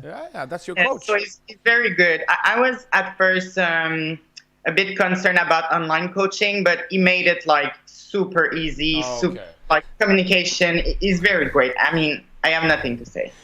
Shelby prepped my partner Rosie for her. It was a guest posing in Japan with Cedric McMillan last year.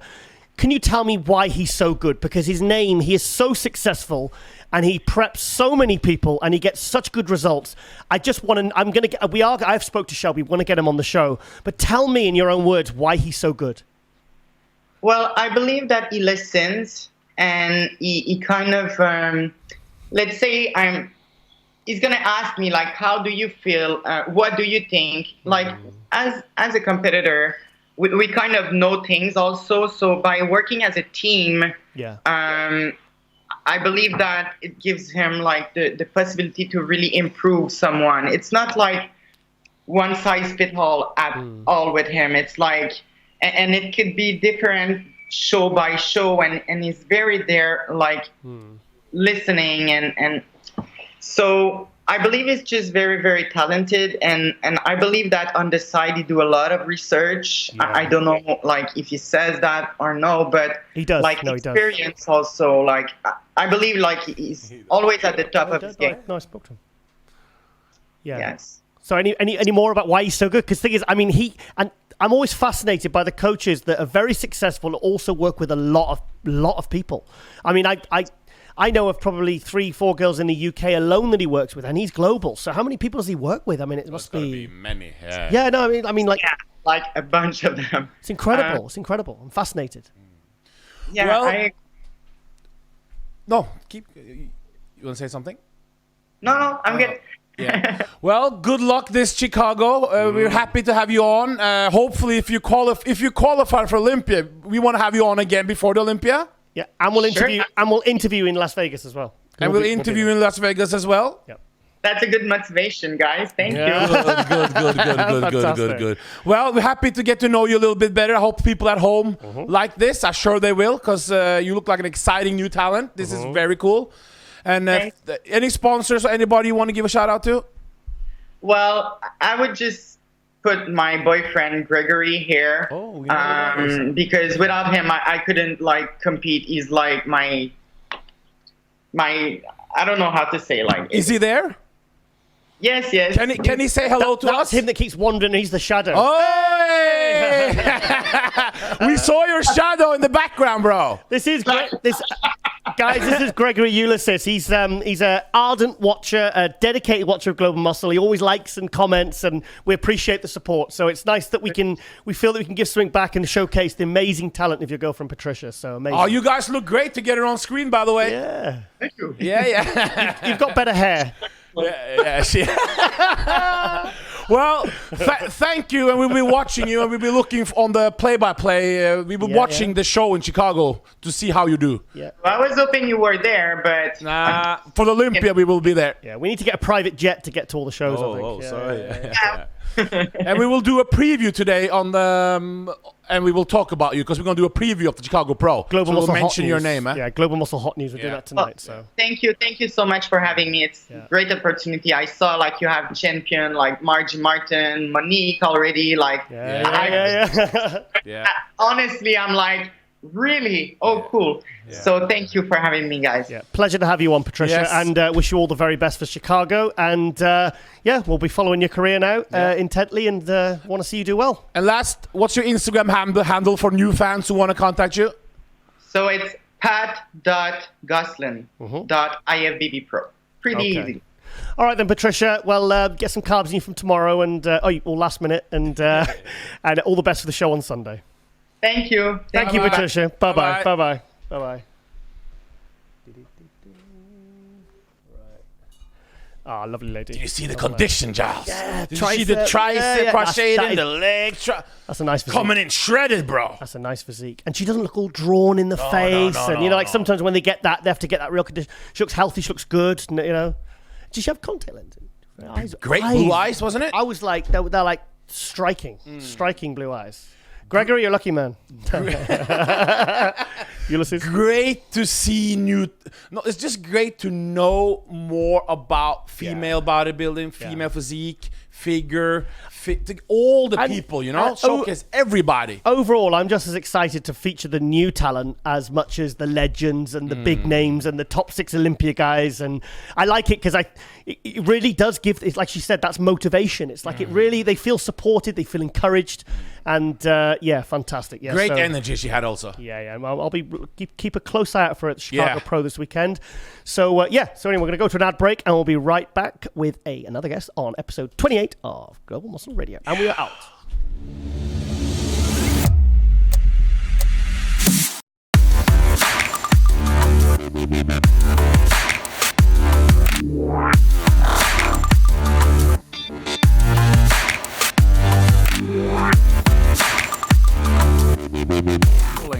And welcome back to MD Global Muscle Radio here at the Pump Meter Studios, joined by my co-host AJ, all the way from Norway, and we're joined by Matt Jansen, the super coach. Yeah. What's up, guys? Congratulations on the great win with Sam. Thank Nathan. you. Yeah, don't get it wrong. Thank you. Fantastic package. I appreciate it. We were very, very. I was very excited. I never take a win for granted, so it's always a blessing, and I was very thankful we could get it, and now I'm excited to improve from here. Yeah. Matt, before we get to all the technical stuff, as AJ calls it, I want to learn a bit more about you, because it's your name that pops up a lot in the industry. I don't think we've ever actually spoke face to face. Yeah, I think this is the first time, yeah. Yeah. So let's talk, tell me a little bit about yourself, about your history, your background. Sure. I kind of start out with this kind of discussion. I've always been interested in muscle. My mom even tells a story now that I was a kid that, when I was 5, 6, 7 years old, she would drop me off in the magazine section of a store, and she'd come back and I'd be holding the Flex magazine or something like that. So I've always kind of been attracted to bodybuilding and gaining muscle and how to go about it. I grew up as a soccer player. That was my main thing growing up. Do they have soccer in America? Do they have soccer in America? Yeah, of course they have soccer in America. Yeah. I'm trolling. A lower level than what you guys have, obviously, but so that was my thing. But as I got older, I started to train a bodybuilding style in the off season, as best as I could. My focus was to go to college and play soccer in college, which I did. I ended up getting injured my freshman year. I had several concussions my freshman season that kind of just compounded on each other. What position did you play? I really fell in love with bodybuilding. Okay. I was going to school for exercise science. That's what I had my degree in. And since my freshman year of college is when I took up bodybuilding full time from just trying to learn as much as I could, competing on my own. And I was very blessed and fortunate. I started off locally, just coaching 3 people, 2 of which are now IFBB pros, and the other one is as a natural pro. Who are they? Who are they? Ryan Bear, she turned pro at USA's in figure in 2013. Yeah. Lloyd Hereford turned pro at nationals as a middleweight, and then David Kenny, he's an IFPA natural pro. Okay. I didn't help Dave achieve his pro card as a natural, but he was one of my first clients that went on to achieve his pro card. So that was kind of my initial crop.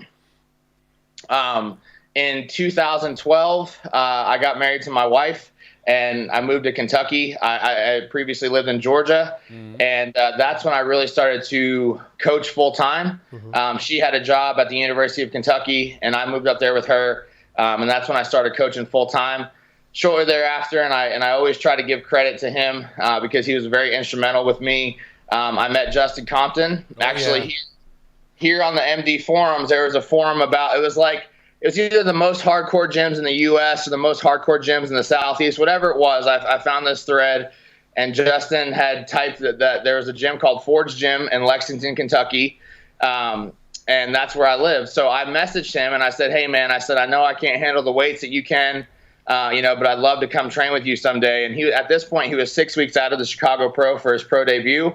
The next day, he was training legs, and he's like, well, I'm training legs tomorrow. You're more than welcome to come out. So I did, and that's kind of how our relationship started. After the workout, he actually thanked me. He said, hey, I just want to let you know that I appreciate you coming out and pushing me. And he said, you're the first guy that I've trained with that wasn't trying to just pry information off of me and just actually just wanted to train. So I appreciate that. So that's kind of how our relationship started. Justin brought Dallas to me, and then, kind of the rest is history from there in terms of, I guess, where we're at today. Those 2 guys were kind of the guys that helped propel me to where I'm at today. And it's kind of a chain of events. Dallas brought Nathan to me, and now we're at where we're at. So what about you as a bodybuilder then? Did you compete often, or how far did you get? I did, and I still do. I was 3rd last year at USA's. Oh, right, okay. As a heavyweight. Fantastic. And I had a leg injury that started in 2016 and continued to get worse.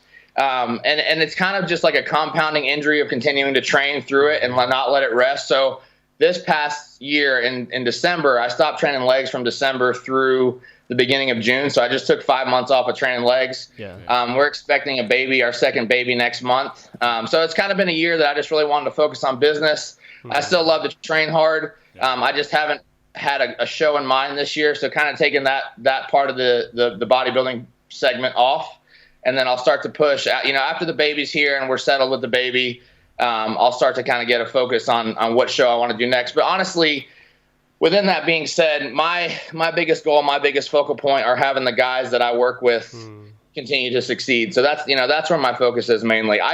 I always want to be a living example of what I believe in, and that's why I bodybuild. I'm very, very competitive. I love to train hard, and I think it just kind of all goes full circle there. Where would you like to take your own bodybuilding? Do you really want to pursue it to the top level? Do you believe you're good enough and you've got the right genetics? My goal, and I've discussed this with my wife, I would like to turn pro, and I would like to do one pro show and then just kind of call it a day there. That's kind of my goal. Yeah, but they say that, and then you do one pro show, and the next thing you know, oh, wife, there's a local show, there's a local pro show. Can I do that one? Next thing you know, you've done 10 shows. Yeah. Because how old are you, by the way? You're a young man, aren't you? How old? I'm 29. Oh, you're 29? Only 29. Yeah. I turned 30 actually on Sunday. So do you? I mean, we speak to some coaches, and like say Patrick Tour, and some of these guys are prepping like 100, 150 different, and working with all these different clients. You speak to some coaches, and they're just dealing with a small handful of clients. Yeah. So which one are you? I typically I carry around 70 at a time. 70. Yeah. So I would say I'm working with around 20 pros right now, and the rest are amateurs. Wow. So how do you feel that because I mean, there's lots of coaches out there, but there's few that really are to your level where they really do make it and are very successful. So tell me, tell us about that. About how I've done it? Yeah. I think it starts off with just my passion and growing relationally with these guys. I've always made a point to try to travel, and when I was in 2013, I started to get mentored by Neil Hill, and I always loved and respected Neil's relationship with Flex and basically how they did everything together, and that's kind of how I wanted to portray myself as a coach, and that's why I do the best that I can to be at every show, to be, training alongside of them. Like I just spent 2 weeks with Nathan in Liverpool. We woke up every morning. We did cardio together. We trained together. We ate the same meals. Like, that's part of what I want to build. Yeah. And I think that's what attracts these younger guys like Ian and Charles and Nathan. Like that's part of what attracts them to me is obviously I have the knowledge base, but I also really desire to get in it and grind it out with them, and I think that's really how I've developed as a coach.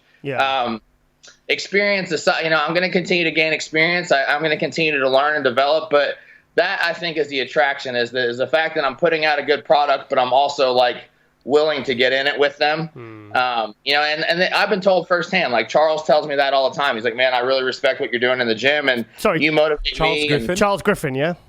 Yeah. And he's looking insane at the moment. Yeah. We're on the Charles Griffin train. Oh, he's gonna take Chicago, but not easy. It's not gonna be easy. But we have him as our favorite to win Chicago. We're big supporters of Charles. Well, thank you. Yeah, he's had an incredible offseason. So I'm leaving. I just got in yesterday I flew back from London yesterday. I'm leaving in the morning to go out to Chicago to prep those guys for the final few days. So, So you have some coaches that will just focus mainly on training, some focus more on diet, some on other things. Do you just take care of every aspect of their prep? Yeah, I do everything. I think you're missing the boat if you don't control everything. I'm big on. I love to train heavy. I love to train hard. I'm not a huge high volume guy.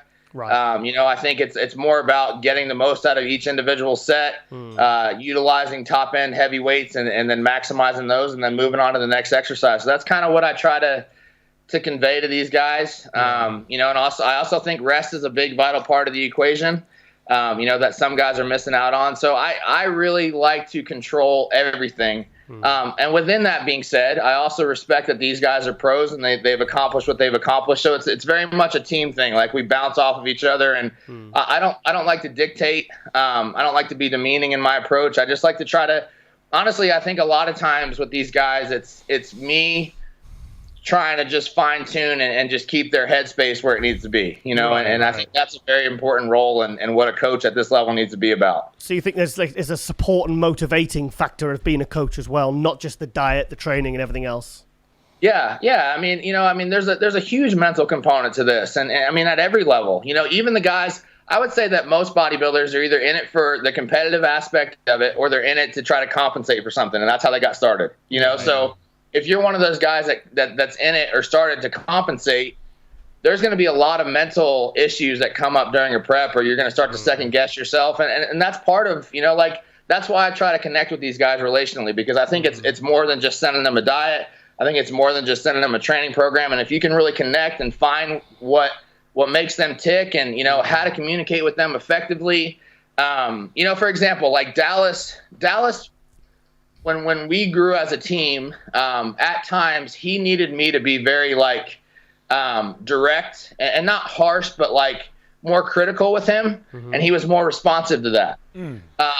Some guys I find that that critical responsiveness isn't really how they are best motivated, and it's more so me just being encouraging to them. So it's all about finding how to communicate with each individual guy and making the most of it. So if we say there's 5 aspects of prepping an athlete, which would you say you're best at? I would say my understanding for how a body responds to nutrition and an environment, that and the communication factor and how that all works together. Yeah. I think is where I really succeed and how I've been able to be successful. Yeah. Nathan looked fantastic yesterday. What was the game plan coming into this show? And what's your game plan the next 2 shows and for the Olympia? Portugal and Vancouver. Portugal and Vancouver. Just told me you're doing all 2 shows.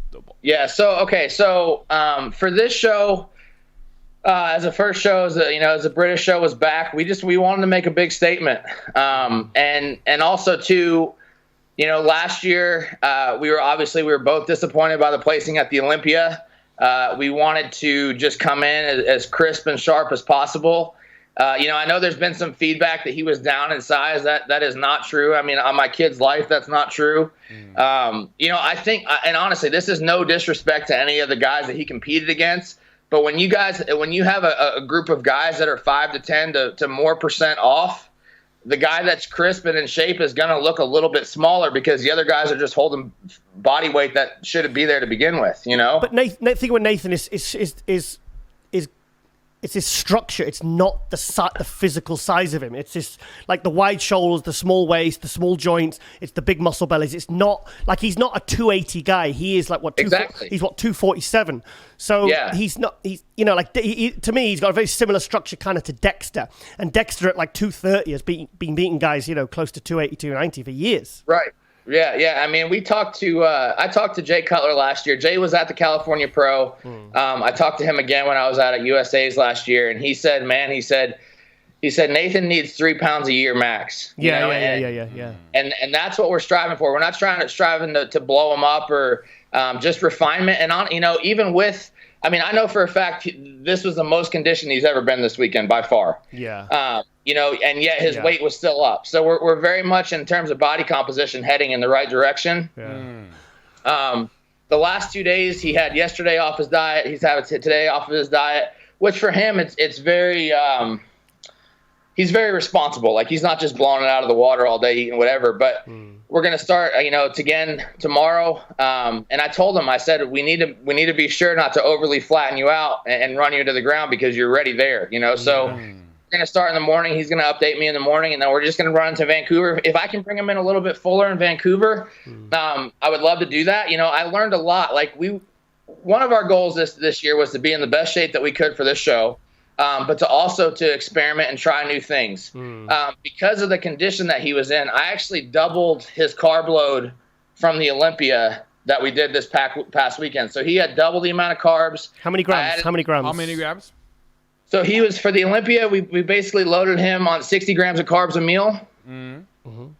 This past weekend, he was doing 120 to 150 grams a meal over 2 days. Still not a huge, 60 grams, that's nothing. I used to take more than that when I was carbing up. That's not a huge amount.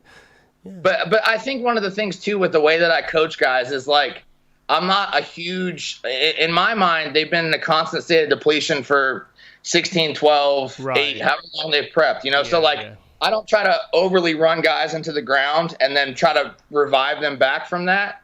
So Nathan, he had 4, it was basically the last 2 weeks we were running 1 to 2 high days and a low day and then 1 to 2 high days and a low day. So I wasn't overly depleting him into the show. Right. Okay.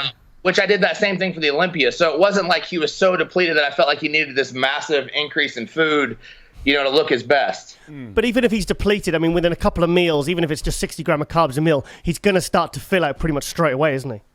Right. Yeah. He's very responsive, he'll say, I don't really go flat, and his level of flat compared to other guys isn't really flat. A white Ian Valliere flat versus a Nathan flat is 2 completely different flatnesses, and that's part of why, especially last year, because it was our first time working together. The last thing I wanted to do was overcarb him up and then him be spilled on stage. And then, that would just eat me alive. So I took a more moderate approach last year. Like I said, we really pushed it and we can even push it more. So that's what we're going to do in terms of the next show. And then honestly, I would like to, I think with a very positive rebound, we can bring him on stage at least another 5 to 6 pounds heavier at the Olympia in the same condition with the time that we have. Matt, at the Olympia last year, I've spoke to Nathan about this. Normally, the guys like Phil Heath, and they like to peak on the Saturday night at the finals. I felt that personally, I felt Nathan really peaked on the Friday, and I felt like he faded a lot on the Saturday. Yeah. Would you prefer it to be the other way around, or do you want to just try and hold that peak? Because like Sean Roden managed to kind of hold his peak from the Friday to the Saturday. But honestly, I felt that Nathan looked fantastic on the Friday, but on the Saturday, he just completely flattened out. So what do you want to do this year, going into the Olympia this year? Well, okay, so and I think Nathan actually addressed this on one of the shows with you guys. Yeah. Part of it, I honestly think that the wind was just sucked out of his sails with that call out. Yeah. He said that. That's what he said. He said that, yeah. And that's not me making an excuse. That's just hard to justify in terms of, well, we should have done this or we should have done that, because if you just mentally just kind of let off the gas, it's hard. For him, being that he still has not been initially called out on that first call out, I think we've got to nail it on Friday night. Like, we've got to nail it on Friday night and then hold it. If we can improve, great, but I don't want to risk bringing a less package on Friday night to then improve for Saturday, because he's got to get that first call out on Friday night, to really be where I feel that he needs to be. So coming to Olympia, you said keep the same condition and add a 5-6 pounds. Yeah. But going back to last year's Olympia, I could see Nathan because he wasn't. I'll be fair, he wasn't getting the call outs. I was really, because you could see everyone kind of looking, going, why isn't Nathan being called out? And he did look very good. He looked very, very good. It was confusing, and I think, like he said, took the wind out of his sails on the Saturday. He was like, oh well. But this Olympia here, I don't know if he said this, but after Friday night after the show, he sat backstage for I think 45 minutes.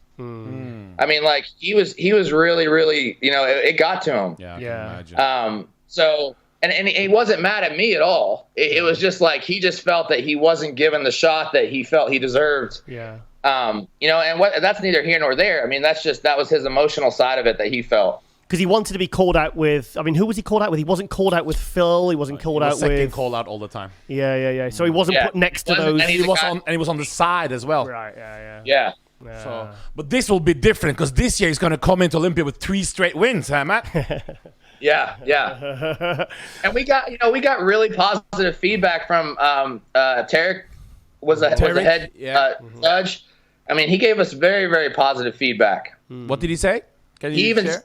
He said to Nathan, he said, you don't need to do much, man. He said, I think you need to put a little bit more on your back lat spread, which I agree with. He said he told Nathan that this is the best condition that anybody's been in all year that he's judged. Wow. His condition was amazing. Because for me, when I looked at Nathan's physique of the last couple of years, I said, I just needs more. I thought it was muscle maturity, like more condition and more detail in his lower body, which I felt he really lacked.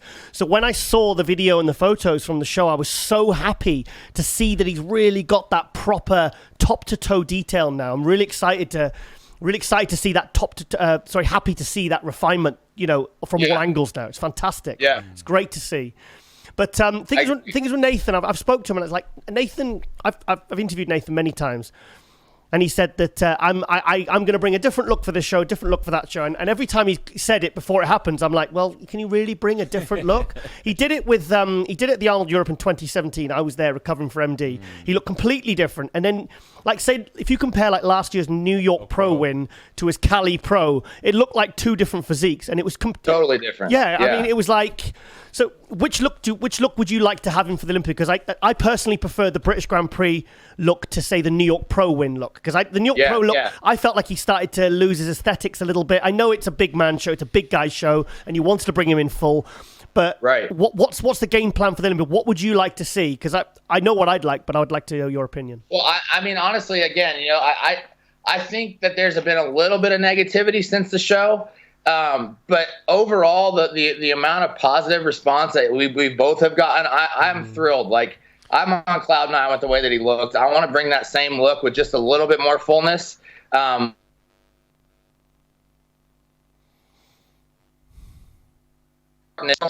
just want to continue to bring that same sharp look that he had this past weekend and improve upon the fullness, which honestly, with where his body's at, it should not be hard. I mean, his body is so primed to accept nutrients right now, it shouldn't be difficult at all to do. Do you push the carb up that much for the British Grand Prix? Yeah, that's what I was saying. I mean, he did 120 to 150 grams of carbs this past weekend per meal. Okay, so do you think that's why he looked sharper, because everything was pushing against the skin more? Well, that, and I mean, he was just in better shape, period. I mean, his glutes, like, I mean, he was notched all the way up to, I mean, into his butt crack. I mean, he's never been that type of condition before, you know, so. And with all the injuries leading up and the eye injury. I was just about to say that, This just shows how would you compare his mindset compared to Dallas McCarver? Very similar. That's the thing. They both have killer instinct that you just can't coach. I mean, that's just innate within them. There's, you know, Nathan, I mean, even when, sorry, the phone's ringing, but even when he had this surgery, like, he told me, he's like, Matt, you know, I'm in surgery now tomorrow morning. Like, he's like, you can count on me doing cardio. And I said, well, if you cannot physically do it, or you need to let your eye rest because you don't need to have sweat in your eye, that's fine, you know. But he never misses a beat. Everything I ask of him, he does. He does to the best of his ability. He does the little things, like he stays and does abs and hits forearms, and like, he doesn't miss a beat. And then also, I think one thing that I've neglected to say from a conditioning standpoint for this show, we doubled the length of his diet this year. Okay. So he typically is dieted for 8 to 9 weeks, and we dieted. I asked him because I prefer. Yeah. He did. Yeah. We went to see him a couple of months ago, and he says, "Oh, I'm just going to do it. I just do 8-week preps." I was like, "You what? 8 weeks?" Yeah. So we did 16 weeks because that's more my ballpark. That's what I prefer to do. Yeah, more to play with, better to play with. Yeah, more to play with, more time. You know, more of a learning environment. So we did that, and I think it helped. Not only his condition. I think it helped kept his waist smaller. I do think his waist was also the smallest that it's been, in my opinion. So I think more time on less food in a methodical way continue to help bring his waist in more and more than just kind of a rush 8-week prep diet would do. Yeah. Okay. How do you think he's going to do at the Olympia this year? What are you realistically going for? Realistically, top 5. Top 5. So who? I in terms of like what I expect him to be top 5. Do I think that he can do better than that? Yes, but I also think at the Olympia, you just got to strive for getting 3 spots at a time and going from there. You know, I mean, that's what my goal is. For the last 2 years, Nathan's been telling me in interviews, because he likes to, as a barometer for his success and his progress, he likes to have people that he can beat. So he can tick them off, saying, right, I've beat that guy. And he said to me, the only guy he hasn't beaten yet that he wants to beat in a contest is Dexter Jackson. Yeah. And I felt that he beat him last year. We didn't get it. It's close. I did feel that he beat him last year. I feel that, you know, it's interesting because I feel like that the show should be judged off of who is the current Mr. Olympia. Mm-hmm.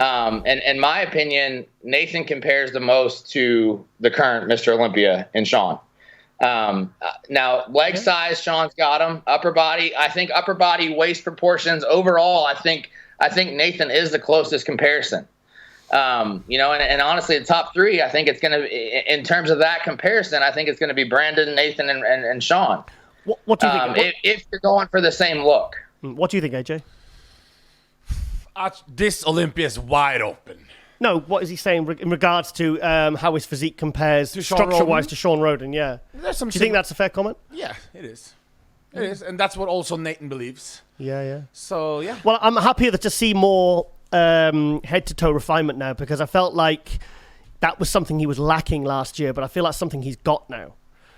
Yeah. And I think something, too, that, you know, because Nathan jumped into these top call-outs so fast and he's had such a fast road to success, I think we forget that he's not been doing this very long. You know, like, he's young, and he's getting compared to guys that are at least 10 years older than him that have a training age of 20 years at least. You know, I mean, he's very young in this game. I remember when he did what Flex Lewis did in 2004. He did it in 2007, where he won the British finals and then he won the Universe as a junior.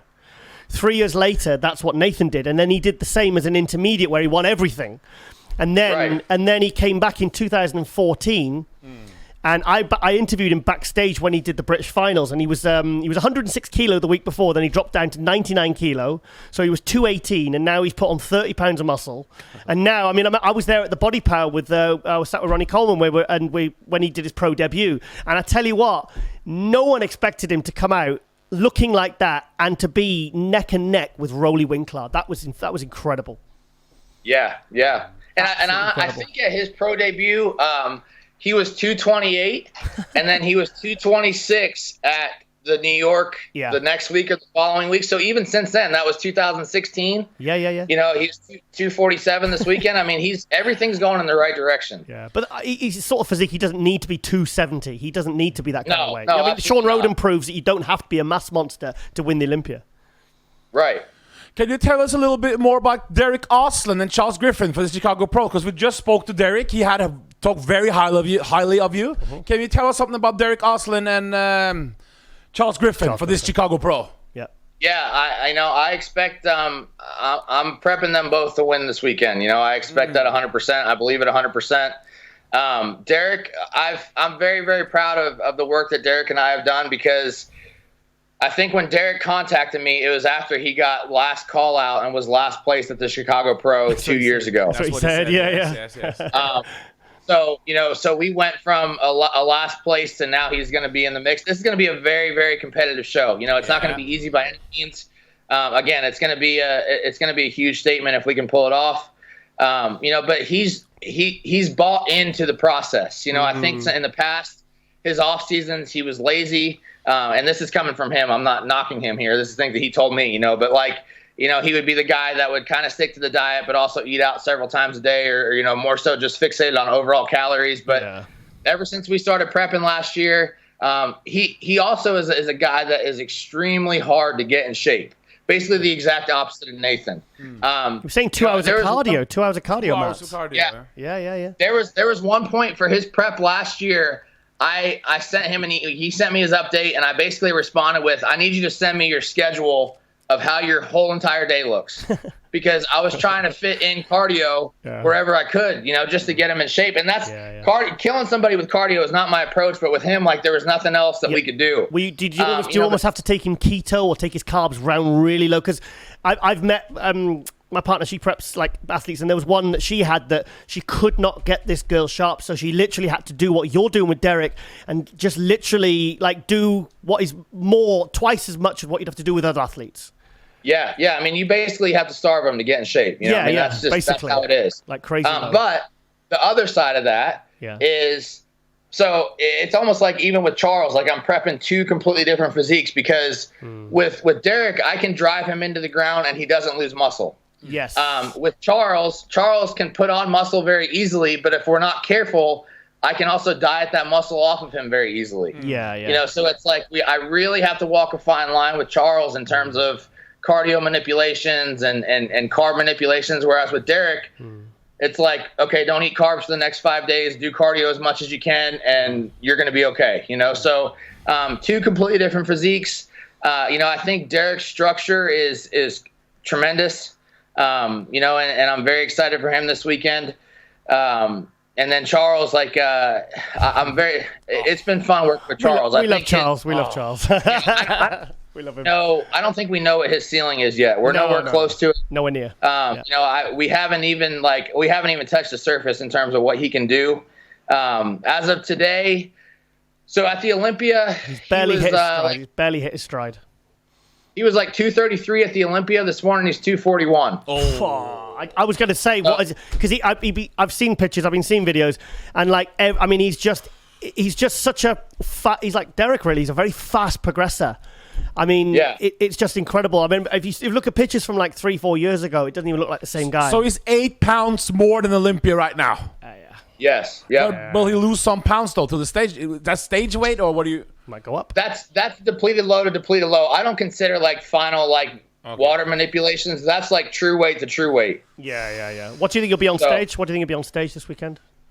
I would say 238, 239. Yeah. So there's going to be improvements. I think it's even regardless of body weight. Sometimes physiques can improve coming in lighter, but you can see that the guy has made serious gains. That's just like Nathan, 7 pounds. Yeah. 7 pounds, 7 quality pounds on guys like Nathan and Charles Griffin that are so conditioned and such quality muscle. That really is going to show, because he's not 6'2", is he? No, he's not that tall. No. So very excited. Yeah. Wow. Cool. So. Okay. Any final questions, AJ? No, we're happy for your success, Matt. You look like a great guy. It's all the people we talk to speak really highly of you. You spoke highly of Matt on the weekend? Yes, but I just like his vibe, but like a good guy, and we're We're excited. We're excited, man. We're really excited. Thank you. We're looking forward for this Olympia. That's to see Charles and Nathan and hopefully Derek too. Shit, yeah. Who else? Yeah. I'm hoping. Who else? I'm hoping to have 6 total this year at the Olympia at least. Who's that? Who I work with Sean Clarita, who's already qualified. Oh yeah, another my favorite. What's going on with him, by the way? How's he looking? Great. I mean, we're just prepping for the Olympia. That's all our focus is right now. So he's in a great spot. I have Michaela Aycock, who was 6th last year in women's physique. I work with her. She's doing Chicago Pro this weekend as well. And then Ian is doing Vancouver and Portugal. How's that? Ian Valliere, when he competed the other weekend, I really wanted to see him do more shows because last year when he did like 4 shows. He did the Indy, he did the Spain, Spain or Portugal. He did last year, big man show when he won that one. He did Vancouver. He literally got bigger and harder every single show. And by the time he got to the Olympia, he looked amazing. So when he got 2nd at Toronto, I was like, he looks good. I said, but he needs to do more shows. Even if he'd have won that, I'd have still liked to have seen him do more shows because we saw that picture today as a side shot of his leg. Oh. And you can see the guy is just getting bigger and harder. So he's one of these. Some guys go backwards when they end up competing too much. You know, they do too many shows. Right. But he's just been getting bigger. And he's the same thing. It's like once I get him in shape, I just keep pushing his food up and he just keeps getting better and better. Yeah, he grows. Yeah. But how is that? You got Nathan and Ian going against each other. Well, so it's okay. That's the hardest part of coaching for me. Honestly, I try to be as fair as I can to these guys. And what I did this year is I told them, I had a conversation with them all, and I said, look, you guys all get your own show, okay? Yeah. And then after that, it's fair game. That being said, I think one of the best things for Ian in his career right now is going to be stepping next to Nathan on stage and 2 Sundays from now, because it's going to Vancouver give him a very good comparison to one of the top guys in the world. You know, and he hasn't had no disrespect to De La Rosa, but like it's going to be a better judgment of where he's at with his career right now compared to a top Olympian. You know. So I'm excited for him. Now, I mean, is it going to be hard emotionally, mentally, all that for me? Yeah, absolutely, because one of the guys is going to beat the other guy, you know, but that's part of it. That's bodybuilding. I just try to delegate and let that happen as least as I can. Yeah. But it's part of it. So comes with the territory, mate. I mean, I've seen Neil Hill when he's been prepping Flex Lewis and Bonnie and Bonac, and he's literally running from room to room, and Patrick too, and he's prepped Eduardo and Hide, and they're both in the same contest. He was having meltdowns, but he got it done, and it's like they know the rules. They know that the coach, you don't have to be with them literally every second of every day. You just have to check in with them, and it's but it comes with the territory. It's like when Neil was working with Ramy and Bonac and. But I mean, in fact, going back to Ian, there's 2 guys that I saw that were really the ones that had the potential to move up to that next level. One was Alexis Rivera, and the other one was Ian Valliere. Because I thought, to be honest, even though he got 14th at Olympia, which is top 15 at Olympia, it's still a massive achievement. To me, he was one of the most memorable people at the Olympia last year, one of the most memorable athletes, because he, like that side tricep, the graininess, that detail. It's almost like the placing doesn't reflect how good he was. Right. No, I agree. Amazing. And that's too. That's the Olympia. You gotta just take your lumps and bumps and just continue to improve. Yeah, he's moving up. And one thing, Ian he is so mentally stable. And even this past weekend, like I haven't even mentioned this to him yet, but he was so supportive of Nathan. He made 2 posts on his own Instagram about Nathan. Kept checking in on us all weekend. Like he's such a good dude. Cool. And I'm very fortunate to work. All the guys that I work with, they take very good care of me. They make me feel very appreciated. Yeah. But Ian is just he just gets it, he's not in this for the wrong reasons. He doesn't do this for the, that's why he's not even that big on social media, because he doesn't care. He's in it for the right reasons. He just loves to train, loves to bodybuild, and that's it. Yeah. Before we go, you have a company, a clothing company or supplement company Derek talked about? Derek was telling us about it, yeah. Can you tell us more about that? I'm a owner with Dom Icavone in a company called Revive, and our goal with this company is it's just health-based supplements. So organ health, lipid health, just, your basic vitamins, minerals, things like that. We're not getting into the BCAA, amino market, nothing to do with caffeine products, anything like that. It's just I'm very big on health.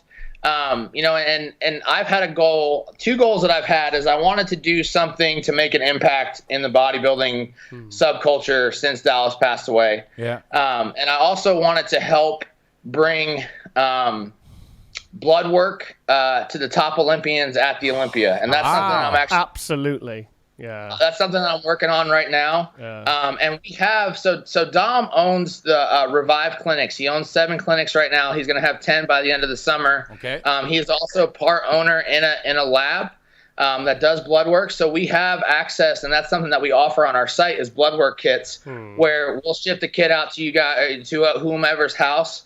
And then you schedule a phlebotomist to come out to either your place of work or your house, draw your blood. They'll ship the kit off, and it's not a finger prick; it's an actual blood draw. Wow. And then you get your results within 48 hours. So within that, I really want to offer this as just something free, and we want to do this as a team to the Olympians. It's important. And my goal is to basically have this kit in with their track jacket, their suit that they get Fantastic. at the meeting, and that way they can just take it, and it's up to them. At that point, it's in their hands if they want to get their blood work checked, but I want to give them access in a way that they might not have, or they might not be able to afford, or whatever whatever the reason is. I don't want to have any excuses. I just want to give it to them, and for them to have access to getting themselves checked out. When I was competing, Matt, I was so lucky because in my area there was it was called Discus, Drugs in Sport Clinic User Support, and there was a doctor that was doing research papers, and he used to do a clinic every Thursday, and there were so many things that kind of flagged up because I had regular blood work. It's so. Yeah. It's so important, guys. If you compete, male, female, natural, non-natural, it's so important because, like you're talking about health supplements, like things like liver support, heart support. It's like it's not just about protein and creatine, is it? It's not. There are other things to consider. Yeah, for sure. And in many ways, I could argue it's more important that if you only have so much money to allocate to things within bodybuilding. Cover your heart health, your kidney health, and your liver health first, and then if you have extra money, then buy the sports-based supplements. Yeah. And that's not a plug for our company. I don't care where you're getting it from, but if your organs are not functioning properly, you're never going to be able to display your best physique. So that's kind of where our mission is and what we're about, and it's been very successful so far. Yeah, good. Well, I'll have to check that out. Great. Because. You got to send us some link about it, and we share it on our social media. Send me some samples if you want us to use the product. Yeah. I'll send you a box of stuff. Cool, fantastic. Cool, fantastic. Okay. And we will actually. Yeah. Okay. Appreciate that. Yeah. Okay, then, Matt. Matt, thank you so much. Happy birthday on Sunday. Thank you. Yeah. Thank you guys for having me on. Seriously, I watched this show very faithfully, so it meant a lot to be a part and be on. Anytime you guys want me to come on, I'd be happy to. Our pleasure, Matt. We really appreciate that. And keep doing all the great work with the athletes, with Charles, with Sean Clarida, with Ian Valliere, Nathan, doing a good job. Keep it up, mate. And Thank you. Yeah. All right, then, Matt. Thank you so much. I appreciate it. I look forward to seeing you at the Olympia, mate. Sounds good. You guys have a good day. Bye-bye. Thank you, Matt. Bye-bye. Bye-bye.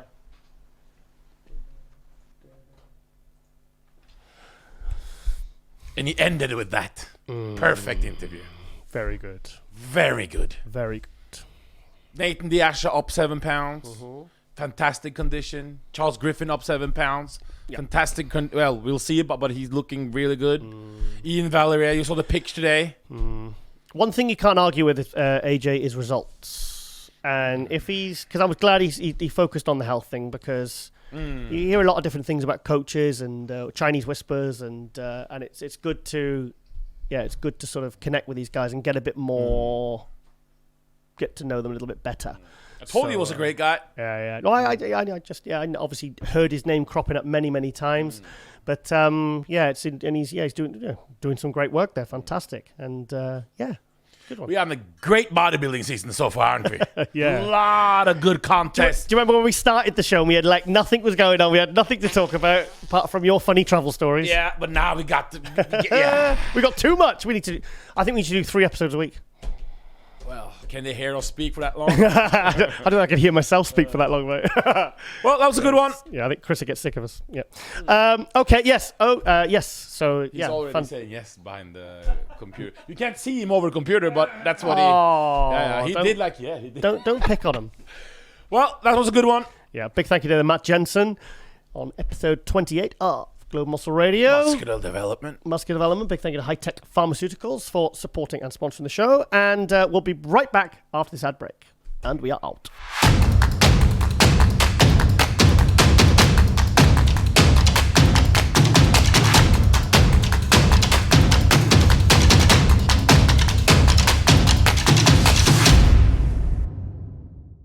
And welcome back to MD Global Muscle Radio here at the Pump Meter Studios, joined by my co-host AJ, all the way from Norway, and we're joined by Derek Oslan. Yay!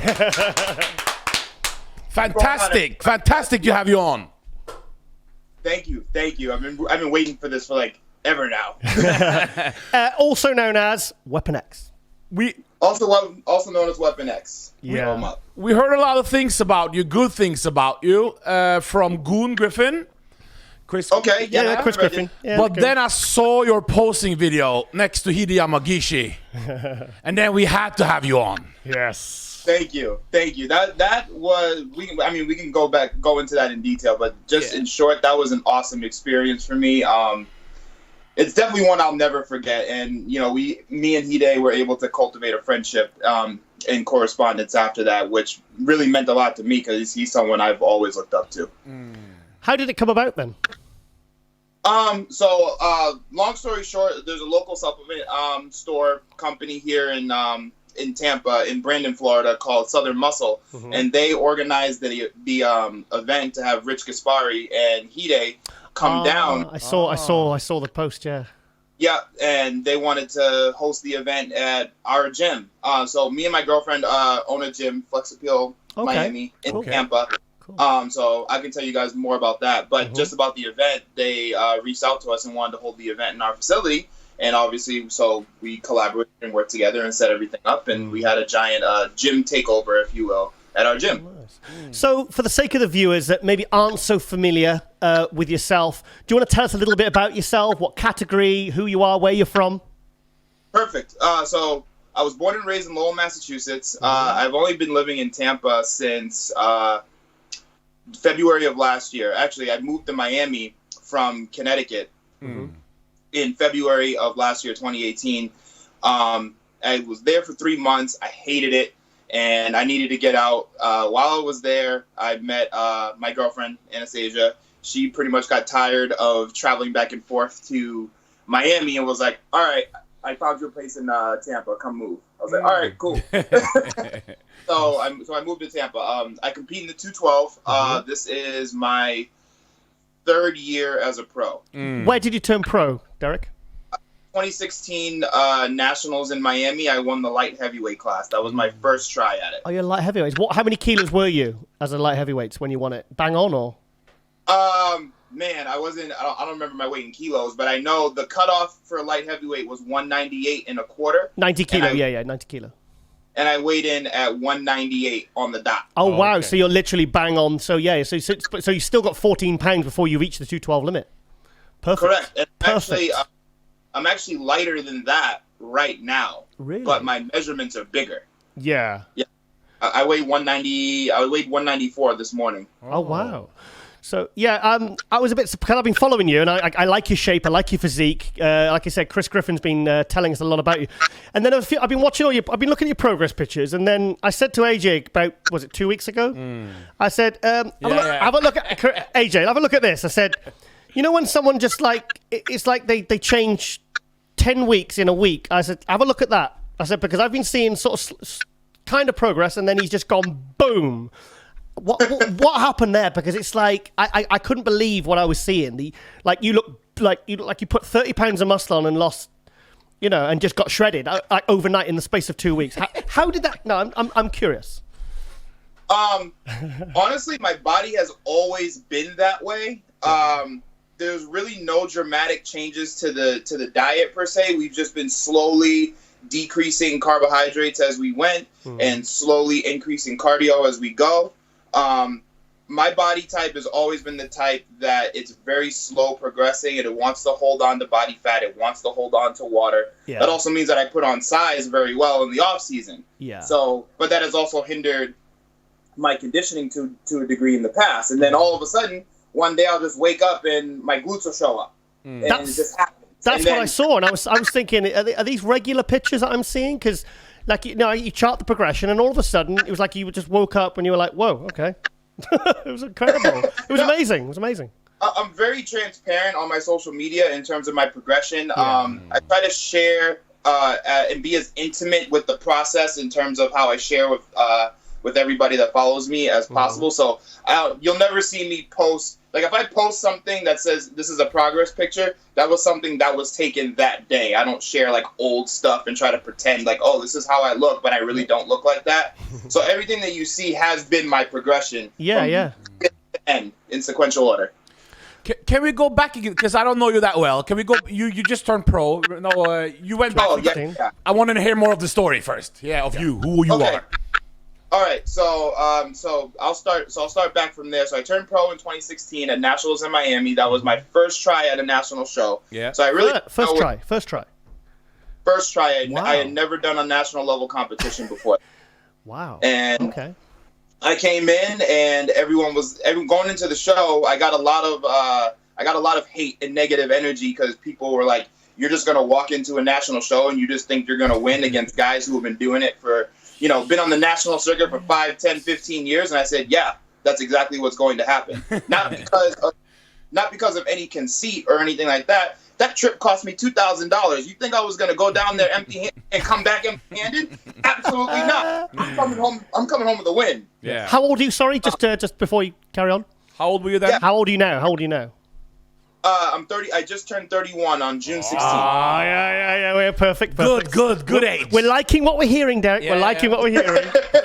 Keep going. So I think I was 28 or 29. Yeah. 28 at the time that I won my pro card. Mm-hmm. I started competing in 2014, just to give you guys a little timeline. So 2014 April was my very first show. Like Samson Dowda. I was about to say something. Yeah. Yes. And I placed dead last in that show. Oh. And then 2.5 years later, I won light heavies at nationals.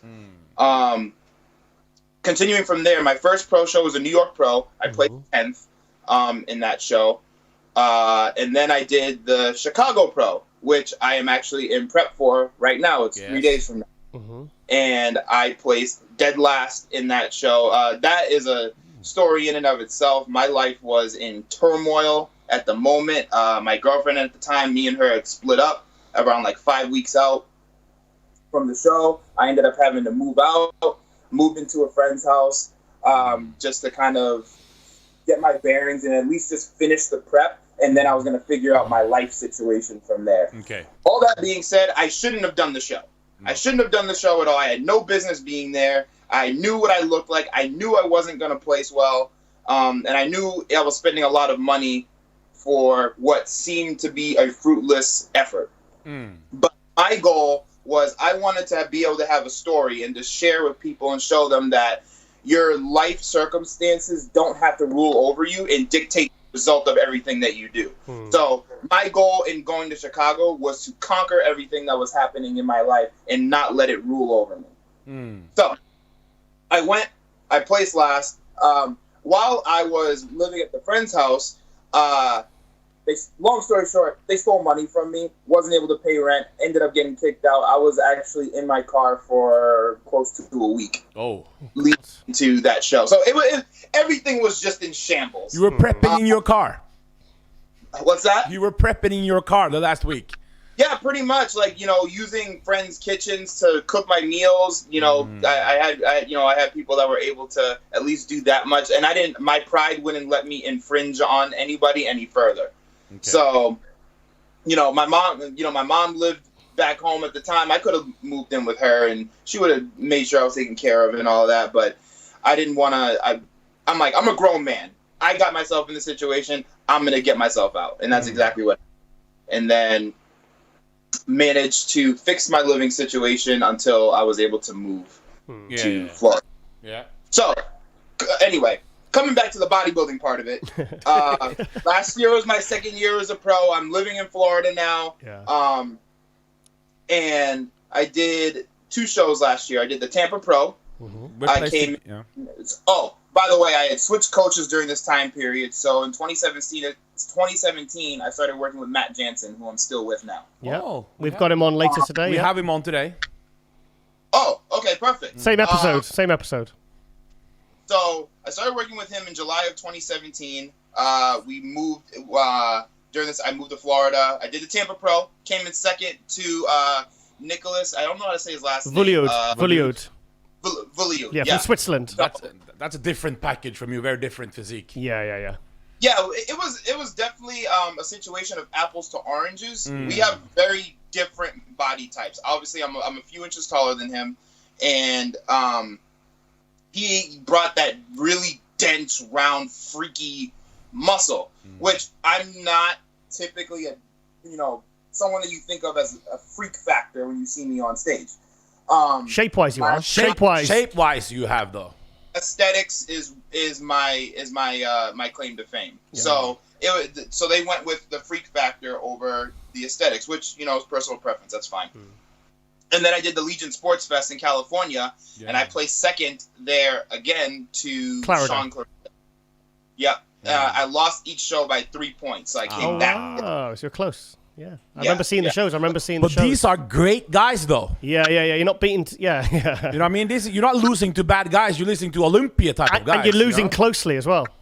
And that's why I didn't feel bad about it. Because, I mean, at the end of the day, even if I felt like I, should have won or whatever, the fact remains that I did not bring a physique that was completely undeniable, that the judges could say, without a doubt, that guy's the winner, period, the end. Yeah. So that I have work to do, and I take that onus on myself, and that's what we did. And I ended up having the best off-season I've ever had, and it's leading to having the best prep I've ever had. So, Derek, at the Tampa and the Legion, what was your body weight, stage body weight, pounds-wise? At the Tampa Pro, I weighed in at 201, and I was on stage at 198. Oh, really?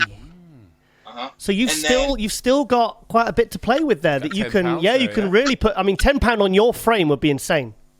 At the Legion, I was on stage at 189. What?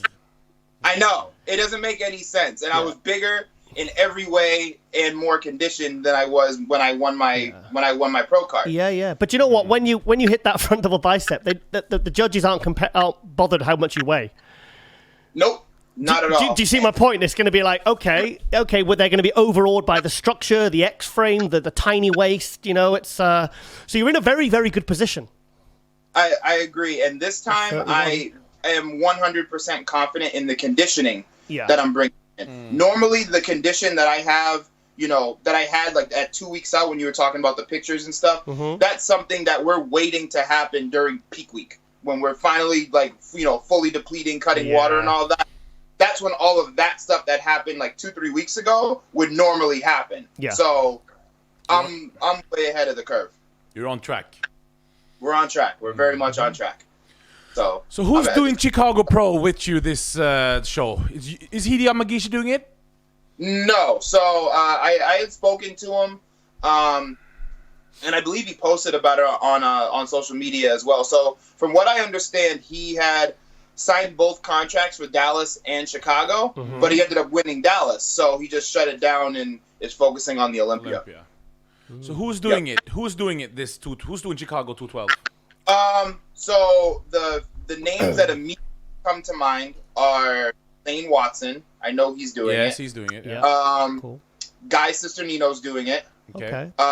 John Jewett. Dietrich Lewis, who he placed second to Correa in Puerto Rico. Ricardo, yeah. Oh, Eduardo Correa, you mean? No, Eduardo Correa. Not Ricardo. So Dietrich Lewis placed second to him, so I know he's doing the show. John Jewett's doing it. John Jewett's very good. He's very good. I've seen some pictures of John Jewett this morning, and he's looking very good. Yes, he is. Structure-wise, he's not. He's a lot thicker than you are, but he doesn't have your structure. Yes. Yeah. No, this will be my first time on stage next to him, so I'm really excited about that. What does your waist measure? Because 28. It's freakish. 28. 28. And that's a legit 28, not some people say 28. So who gave you the nickname the Weapon X then? Okay. So, come on, Weapon X, yeah. Weapon X. I like okay, that. so that has a twofold meaning. So sorry, Derek. For one thing, he doesn't understand what Weapon X means because he terms that as nerd shit. Because it's a comic book reference. Oh, it's a comic book. Yeah, comic book. It's the Wolverine's daughter. Also, basically. it's like a revenge of the nerd stuff. Yeah, it's a nerd thing. It's a nerd thing. Well, hold on. So let's get nerdy for a second. Yeah. I like this guy. Get him on again. All right, so Weapon X originally was the code name for Wolverine and the whole group that was originally formed when they all became mutants. So it was Wolverine, Deadpool, Omega Red, and Lady Deathstrike. And then at some point during the comics, Wolverine became Weapon X. So Weapon X is the reference to Wolverine. Yeah. AJ's faking interest now, but I'm very interested. No, I'm actually really interested. Because, are you into comics then, or comic books? Oh, no, I'm a huge... Okay, so... right, now it's getting interesting. There's a few things that people wouldn't know about me just by looking at me. So, yes, I am very much into bodybuilding. Yes, I love it with all of my heart, but there's so much more depth to me than that. So, I'm a huge comic book nerd. Really into superheroes and comics. I watch a lot of Japanese anime, and I'm really into video games. I actually play in competitive video game tournaments here in Florida. What games do you play? Now AJ's interested. That's a little bit more. What games do you play? This is like pigeon talk, isn't it? So, I'm really big into Tekken. Tekken 7 right now. It's a fighting game. Me and actually my girlfriend just went to a Mario Kart tournament last week. So you play competitive? Said, wow. Yeah. Okay. I mean, one, it keeps my mind off of how hungry I am. Proper bodybuilder, this one. Yeah. And two, I just enjoy it, and I spend a lot of time reading too. I spend at least an hour and a half to 2 hours a night just reading various books. Like, just as an example, I just finished cool. 5.0 by Lyle McDonald, and then I also read Stubborn Fat Solution. So basically, now that so I used to work, obviously I had a full-time job working a 9 to 5, and then I took the leap to quit that and go into coaching and training full-time. Okay. So I pour all of my efforts into learning as much as I possibly can to make sure that I'm the best coach that I can possibly be for my clients. Yeah. So I believe that only the truly ignorant believe that they know everything about everything. I believe the smartest people understand that they don't know everything and that there's always something new to learn, and they seek it out. So Absolutely. I seek knowledge out at every opportunity, and I'll spend any amount of money to get it. Tell me about your gym that you and your girlfriend are having. That you had a gym? Okay. Yeah. Okay. So the original Flex Appeal Miami was formed by our business partners Will and Jesus about 5 years ago. Okay. And they wanted to expand outside of Miami because the gym market is so saturated. Like, just living there, there's 2 to 3 gyms almost on every single block that you drive through, and that is no exaggeration. There's 2 other gyms just on the street the street corner that they're on. There's 2 other gyms right there.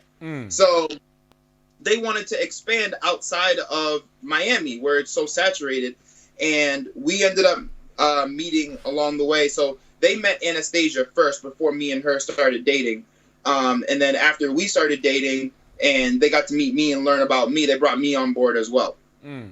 And so, we went shopping for different facilities and real estate and stuff. We ended up finding a place that we liked, and we got it set up, got the equipment ordered, and we received our equipment on February 7th, and February 19th was our first day open. We built everything ourselves. Fantastic. We spent 10 to 12, 14 hours a day, every day inside that gym, building the equipment. How's it doing now, the gym? How did I what? How's the gym doing now? Doing well? Oh, yeah. We're up to 130 members right now. So, and we're going on our 4th month open. So, so things are going very well. And, we're both acquiring clients left and right as a result. And the big thing is, one, our social media engagement. Our social media activity is a lot higher than our competition. So that works very well in our favor. Do you think it helps? Do you think it helps you being a bodybuilder? Do you think it draws people and draws attention to the gym? Good attention. It doesn't hurt. I definitely believe it helps. I think the biggest draw to the gym is the culture that we have created. Okay. So when you walk in, the owners are the ones that are greeting you, right? So that's a big thing. People really appreciate that, and they appreciate the service that we give them in terms of making sure we give them the tour, and we try to take care of them on a very individual basis as much as we can. On top of that, our membership has developed a very strong camaraderie. So you won't just see a bunch of singular parties working out together. You'll see, some of my clients and some of Anastasia's clients will be working out together, or, members will just meet each other and then they start working out. So we've developed a culture of having a strong social aspect to it, but not the kind of social structure where people are just standing around talking. People are connecting and working. So what about your training? Do you train by yourself, or do you train with another pro, or? For the most part, I train by myself, unless it's with Anastasia. So is she a bodybuilder or? What's that? I've seen pictures of her. Does she compete too, or? Yeah. She is. She's a women's physique competitor. Cool. I just took over her coaching last year. She did Junior USA's in Charleston, South Carolina. She came in 4th. Oh, nice. Okay. It was a learning experience for the both of us. That was my first time prepping a woman to get into that kind of condition from, top to bottom. Yeah. So I had to learn a lot of new things. That's one of the reasons why I bought the 2 books that I just showed you. So I could learn more about how to do that, because I was very ignorant in the differences in prepping men and women. There's a lot of similarities, and there's a lot of differences. And prepping her made me realize how lacking in knowledge I was. So I went to pursue it. So this coming prep for her is going to be very different. But yeah, I pretty much, if I don't train with her, which I primarily do, I train by myself. She just pushes me in a way that a lot of people don't. I find that a lot of people here train very slow and methodical, and it's very lightweight, mind and muscle connection, and not very intense. And that's who I am. I'm a very intense person, and I feel you can have both. Derek, going back to your Chicago Pro Prep, what do you think you're going to be on stage bodyweight-wise? Because you were 189, 198, wasn't it? 198, you were at the first show at 189. So what do you think you'll be this weekend? So I'm 190, I'm 194 right now. I've been fluctuating between, 194 and 196 for the last few days. Yeah. When we go through peak week and cut the water and carb up, every single time I lose about 3 to 4 pounds. Okay. Yeah. So between like weigh-in and being on stage, typically I lose 3 to 4 pounds. So you drop, you don't go up. I drop, and it doesn't matter how much I fed. I always drop. That's what happened to Derek Lunsford at the Olympia last year. He kind of dropped because when you're at 212, you're if you're well under the limit, ideally you want to try and fill up. Right. But my body just soaks up everything. But that being said, every prep is different. So what are the differences in this prep versus every other prep that I've done? One, I'm not doing cardio every day. I'm doing cardio 6 days a week. Which in the past I've had to do cardio every day, 2+ hours. How long do you do normally? How long have you done for this prep? The max we've gotten is an hour and 40 minutes, and that happened 2 weeks ago. Before that, it was an hour and a half for like 2 weeks, and then it was like, an hour and 10 minutes before that. And it's a lot. So it's quite a lot of cardio. That's a lot of cardio. Yeah. I've always had to. I've always had to do a lot of cardio. I feel like that's just my fate in the genetic gene pool. I've accepted it. How do you think your physique has improved over last year? What when you looked at the pictures from Tampa and the Legion, what did you want to improve on? Was it overall size, or was it particular body parts? So the feedback that I got from the judges in both shows was I needed more thickness up top. So mainly upper lats, upper pec, delts, which I already knew it, but it was good to have that. It was good to have that feedback and validation from the judges that what I thought about myself was accurate. So that's what we pursued. So I've been doing the same exact training split since October, since I got off stage at the Legion. and it's been consistent of 2 back days a week. Okay. And I feel that has brought all the changes that I needed to bring, because your back as a collective unit is the biggest group of muscles in your body. Yeah. So, and in connection with the shoulder girdle, are going to drive a lot of the different movements that you do in terms of your movement pattern. So if you strengthen your back, you're effectively going to strengthen everything else. Yeah. Which is exactly what happened. And this was the strongest I've ever been, the biggest I've ever been, and the longest my strength has maintained throughout the entirety of the prep. In the past, I've usually taken huge dips in strength, but the dips that I've taken are very minor, and I've been able to keep up. You know, I was just doing 6 plate rack pulls yesterday for 10 reps. Bloody hell. So after Chicago, have you got any other pro shows planned? Ideally, I would like to walk into this thing and win it, and then do just shut it down for the Olympia. Shut it down. And I do, you know, all conceit aside, I do believe I have a very strong possibility of winning this show. I believe I do have all the tools, I have what it takes, and I'm bringing the conditioning. On top of that, as long as I bring the conditioning, no one else on that stage is going to have the shape that I have. On the forums, Muscle Development, we have a debate, and most people have it between you and Watson for the win. Really? Yeah. I didn't know that. Where can I find these debates? I want to see. Muscle Development forums. .com. Yeah, Noble Forum. In the forums? Yeah. Hey, watch out for John. I'm going to take a look at that. Watch out for John Jewett, mind. He's very good. I'm just saying what most people said. I'm not saying. I know what I'm just saying. He's very good. He's somebody to worth consider, because he's a threat. He's always. And we can't rule out Garcistanino either, of course. Oh, of course. Yeah. I believe first call out will be me, Zane, Guy, and John. Yeah. Yeah. And there are 1 or 2 other names who I'll be more than willing to throw in there as well. But I 100% believe that's what it's going to be. Yeah. AJ, do you have any final questions for Derek? No, great to get to know you. We like the energy. Yeah, you're a good speaker. We see Thank you got your stability with the gym, with a girlfriend that competes. Yes, your strength through everything is going the right direction at the moment. It's lovely to see. We like that you're educating yourself while you're on the rise. Reading books, always getting better. What I like to see you've done a lot in a very short space of time, and you're at a right age to be 31 and to have achieved all that in that short space of time. You're definitely someone to keep an eye on. Definitely. And also your shape is what we need in the 212. It's a beautiful shape. That's what caught our eye. So it's great to see that you have a great personality. Just be careful that Chris Cormier doesn't get pissed off with you nicking his ex name. Tony Freeman. I was hoping no one would ever give me crap about that. So I'm going to try to put the next thing for as long as I can. And also, I'll Skype you tonight so we can talk more about comic books. No. Yes, don't do let's that. do it. I'm ready. No, when I get home, I mean. Okay, yeah. I need some comic book nerd friends. I need more, because I'm by myself by this. I can't talk to you about it, so you ain't interested. Well, you 100% have one in me. Are you going to keep the beard for the show, by the way? No, I am getting a haircut tonight at what time is it? 10:30. So at 5 o'clock. 5 o'clock. So right. I'm gonna get any sponsors. Clean, all of this is going. It's gone. Before you go, any sponsors or shout outs you want to do? Oh yeah. So first, really quick. I thought you were Revive supplements. Nice. Purely wellness focused brand.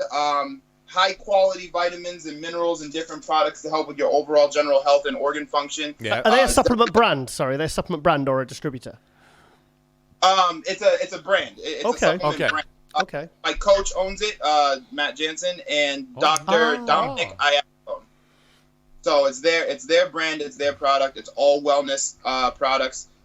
Love everything about it. This is the cleanest I've ever felt. Fantastic. Suits you, competition suits. They fit me up with all my stripper trunks. No, I'm just kidding.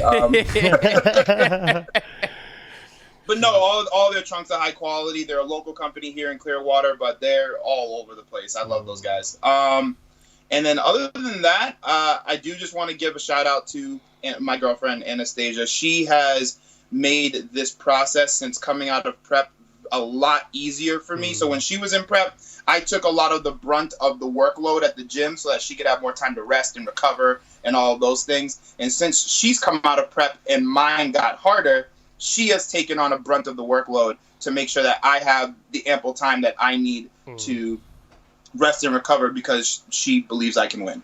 And she believes I will. Where's your, just before we go, what's the address of your gym if people want to go there to train with you? Oh, yep. So, again, Flex Appeal Miami, Tampa location, 1010 East Bush Boulevard in Tampa, Florida. Fantastic. All right, Derek, well, I wanted to get you on, get you some publicity, and we're really rooting for you in Chicago, mate. We'll be watching. We're doing a preview later anyway, so we'll we'll be Tampa Pro, Chicago Pro preview, so we will mention you there too. Yeah. So please, and I'll be on the lookout for that. I'll be watching it. Yeah, and hopefully we're going to see you at the Olympia. We will see you at the Olympia. Okay, you will see me at the Olympia, and I want you to look forward to Derek versus Derek. Oh, drop the mic. All right, then, Derek. All the best, mate. Get a good haircut, and we'll see you very soon. Thank you very much, Giles. Thank you very much, AJ. I appreciate you both, and thank you for having me on. Thank you, Derek. Thank you. Bye-bye. Take care, mate. Bye-bye. Bye-bye. Good one, guys. Bye-bye. Oh, hang on. I always do the wrong thing. Yeah. Great energy. Yeah, I like him. Nice guy, yeah. Very easy to, when I was messaging back and forth, you get an instant feel for people like that. So he seems like a good guy. Love this physique. The shape is just awesome. Who does he remind you of? Any physique remind you of? Or it's like that. It's X. I love it. I like all the... I wanted to talk more about comic books, but you wouldn't let me. AJ wouldn't let me. No, but great guy. Yeah. Goats, looks like he has a great supporting cast. He's focused, and I like to see that. Yeah, nice guy. Well, Goon alerted us to him, and I remember when he came second to... Because when Nicholas won the Tampa last year, Nicholas sent me some footage, and... I remember seeing the pictures from the show, and I thought, I like this guy. And he's achieved a lot in a very short space of time. All the 212 guys are mentioning Derek Lunsford first. Well, he's the one to go after. He's the one to go after. But why? Isn't it wide open, or wasn't it supposed? What do you mean? There's not a champion yet. What are you alluding to here? Great guy. Yeah, fantastic. Okay, then we're going to move on to our next guest. So go to an ad break now, and we'll see you after the break on Global Muscle Radio, and we're out.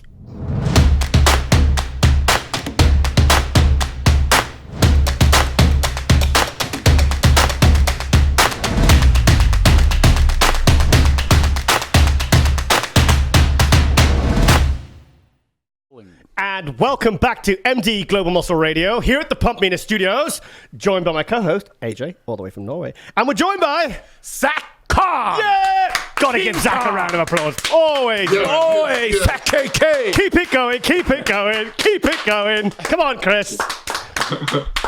Zack, so good to see you again, mate. You're too kind, you fuckers. First of all, fantastic to see you compete on Sunday. Sneaky Thank you bastard. very much. But I'm very disappointed, Zack. Why? Because you didn't tell me and Giles nothing you want to do the show. Yeah, sorry, we're not friends anymore. We're very upset. Very upset. Yeah. Very upset. Zack, we've been crying into our cornflakes for days. I wanted to surprise you even more than myself. What? That's how much I knew I was going to enter the show. Hang on a minute. Let's just When did you decide you were going to do it? I mean, you're obviously dieting. So what happened? Yeah, basically, like I said to you, I was dieting for some photo shoots for my ZKK Labs clothing and stuff. Yeah. And that was a week ago before the show. So what happened was I was in the gym training, and people saying to me like, "Man, you should enter the show and stuff like this." And I said, "No, I don't think I'm lean enough to go." Listen, if you just go on zero carbs now, for a couple of days and see how you look, see how you dry out, see how much fat you're holding. You know what I mean? Yeah. Because this will just be worth just doing it because it's in the UK, and you know what? It'll be I'd be ashamed to miss out on it. You know what I mean? Yeah. First time a Grand Prix happening in England. And I thought about it, and I kept on thinking about it, and it was in the back of my head. And I thought, you know what? Let me apply for my IFBB Pro card. And that was on the Monday before the show on Friday. Shut up. No way. Yeah. No, I don't believe it. Listen, if you don't believe me, I'll show you the contract signed and the date on it. Really? Okay. Yeah. Okay. Yeah, I don't bullshit, mate. I don't bullshit. Yeah, I will show you the contract there. Okay. I will send it you over later. You'll see the date on there. Will say, what date was it now? What day was the show on? 30th, wasn't it? Sunday, the 30th of June. Yeah. I signed the contract on the 24th. Yeah. But you were in good condition. The condition was good. Yeah, but you know what, Giles? I just wish I risked it a bit more and came in full. Because if I was full as I am now, it would have been a different story. You know what I mean? What did you weigh on? Do you know what you weighed on stage? Yeah, 18 stone. What's that, 254?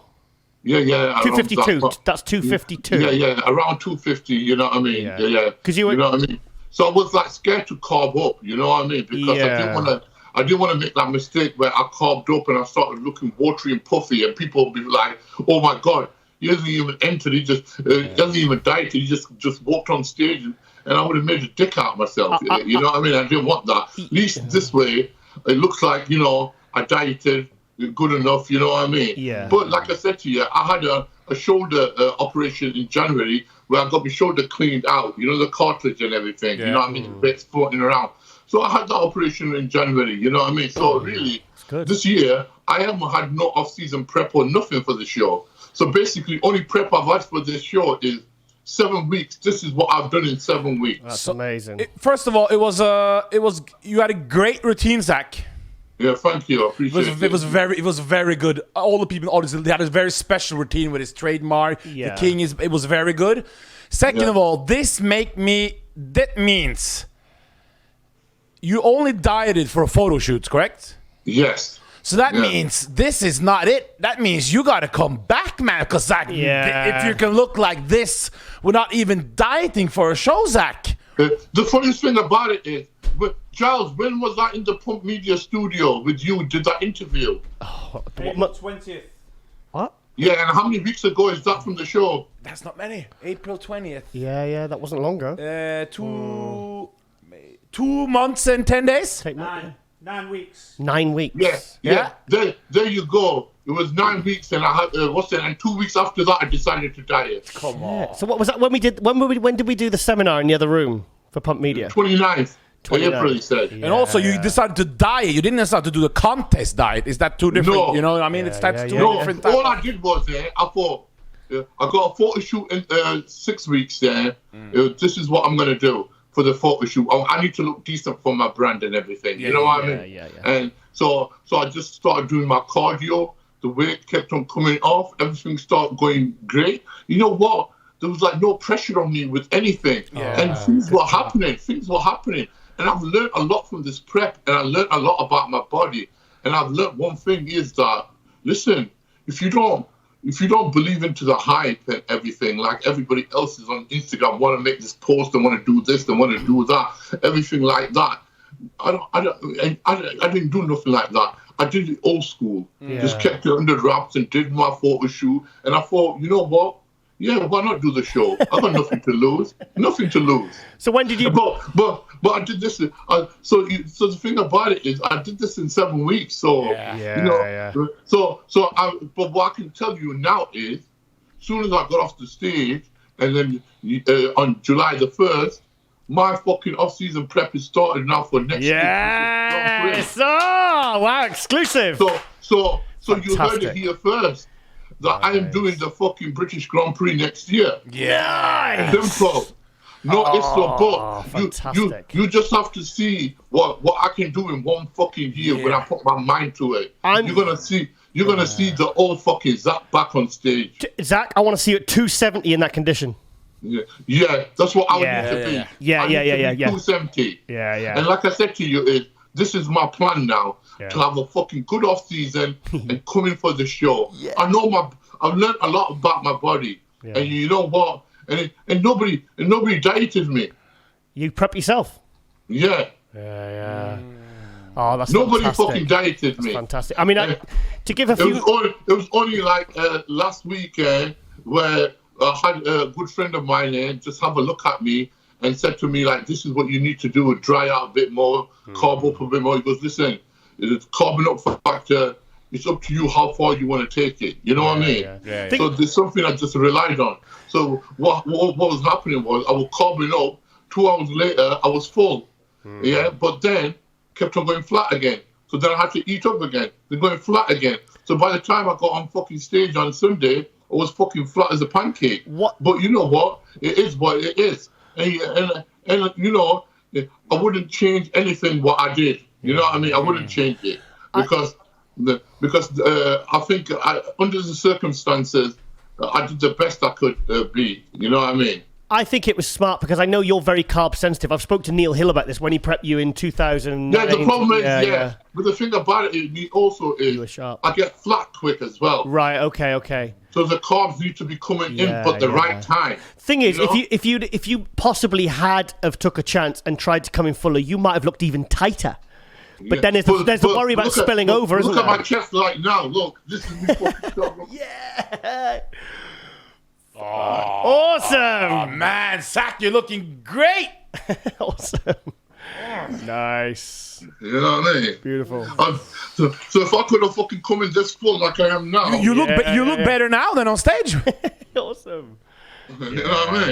Yeah. You're looking... So, is there any opportunity you might compete before the British Grand Prix? Maybe Prague? No. No. For me, the British is where the people deserve to see the best ZKK first. Yeah. I don't want to be traveling to Spain, America, everywhere else for people to see the best ZKK. I think the British public deserve to see the best ZKK. They supported me. They've had my back. The people who I have, and I think, you know what, home soil, British born and bred. I want to. I feel like I'm back in 2010, man. Zack got his shirt off. New supplement line. Back on Instagram. I want to do it. I want to do it like how we did it for the fucking British Championship. You know 2009. Yeah, I want to do it like that, mate. Yeah. Fucking full year prep. Change my fucking body. Do what I need to do. You know what? It was an awesome show. Awesome competitor. Fucking so much respect for the guys backstage. All of them were fucking gentlemen to me. You know what I mean? Good. And I couldn't ask for anything more. You know what I mean? It was such a good fucking lineup of lads then. You know what? And it was good to see the 3 British guys in the top 3 places on the podium. You know what I mean? Awesome. That's what we want to hear, Zack. Positivity. I love it. And the press conference, Zack. A lot of people went on with the Nathan Luke thing, but what people most talked to me about was your speech, Zack. Sorry, what's that? At the press conference, there was a lot of drama, but the thing that most fans that I've talked to remember the most was your speech from the press conference. By the way, thank you very much. I appreciate that. It's not about the height; it was what you said because you had a message. You know. Yeah. Like I said to you, you know, like I was doing it for everyone who's a fucking underdog, who's gone through hardship through life. You know. For the people who are being shitted on, the people who are being fucking double-crossed, the people who have gone through injuries, the people who have been put down and not been given that fucking chance. And it's for all them people out there that you don't need nobody. It's all in your fucking mind. If you believe it, you will achieve it. You know, who would have thought my legs had been fucking injured, on stage there, looking at them the way they were. You know what I'm saying? Mm-hmm. You know? Bringing my legs back like that the way I have, you know, I'm fucking, thank God. You know what I mean? Yeah. Because the doctor, if I listened to the doctor, I would have fucking been entering board shop class. You know what I'm saying? Zack, I mean, that was June 2010. I remember I rang you just as you'd done it. We spoke about it in previous interviews, and I always wished I'd been able to go to that Dallas show when you came back and you made your comeback. Yeah. And I remember Adina said she walked on stage and she started crying because she was because we'd kind of all been on that journey with you. We'd followed your career right from when you were getting your pro card and then that disaster happening, and the fact that you made it back up there and the fact that you've come back now again. It's so good. You know what you just talked now? Yeah. I was imagining like it was a Nick Vision video. Yeah. They're gonna use that one with you back, motherfucker. Nick Vision, use the footage from Nick Vision, use this. You have permission. So Zach, what was it like to be back up there? How did it? AJ, we'll have to do the fucking WrestleMania speed. What you gonna do? What you gonna do when ZKK goes wild on you? Brilliant. I will do the Hulk Hogan's ears. Yeah. Even I'm feeling that. Even I'm feeling that. Man. Yeah. So you're also back on Instagram. You got a new supplement line. You got new clothing. You got new protein flavors. You all over social YouTube now. Things are going. Man. Just doing my thing. Just keep it active. You know how it is, brother. In this day and age, everything's about social media. It's fast cars, fast women, fast food, fast life, fast diet, fast. You know what I mean? Nothing is slow anymore. Because everything is fast forward. Don't even get time to scratch my balls anymore. You know what I mean? Hey, you've always got to make time for that. Always make time for that. Always make time for that. So what are we going to talk about? Come on. What you going to talk about, Zach? You got something to say? No, look, like I said to you guys, you know what? Honest to God, I'd like to send a message out there to all the people who have messaged me. And you know what? I hope I've messaged everybody back who I could. And if I haven't messaged you guys back, I'm really apologetic about it because there's only so much people I can message back. But I want you guys to know that I really appreciate all your messages and all the love and support you guys have given me. Even I can't believe how much love and support I've gotten from the fans, you know what I mean? Yeah. And most of them, I don't even call them fans, you know what I mean? It's people who fucking, you've known them throughout the years, you know what I mean? And they've seen their journeys as well. And, you know, and it's all about helping each other. Zach, you know, Zach, what did you message me the other day when I messaged you about something? Do you remember what you said, those 3 words? This could go wrong. This could go badly wrong. Do you remember what you said? No. Positive vibes only. Oh, yeah. Positive vibes only, yeah. And then you swore at me. But like I said to you, you know the problem is there's so much negativity around this sport. And it's good to be around positive people, attract positive people. I haven't got time for negative bullshit and prima donnas, you know what I mean? Listen, just because you fucking place higher than me, just because you earn more money than me, you wear better clothes than me, doesn't make you better than me. My soul is fucking as pure as anybody else's soul. You know what I mean?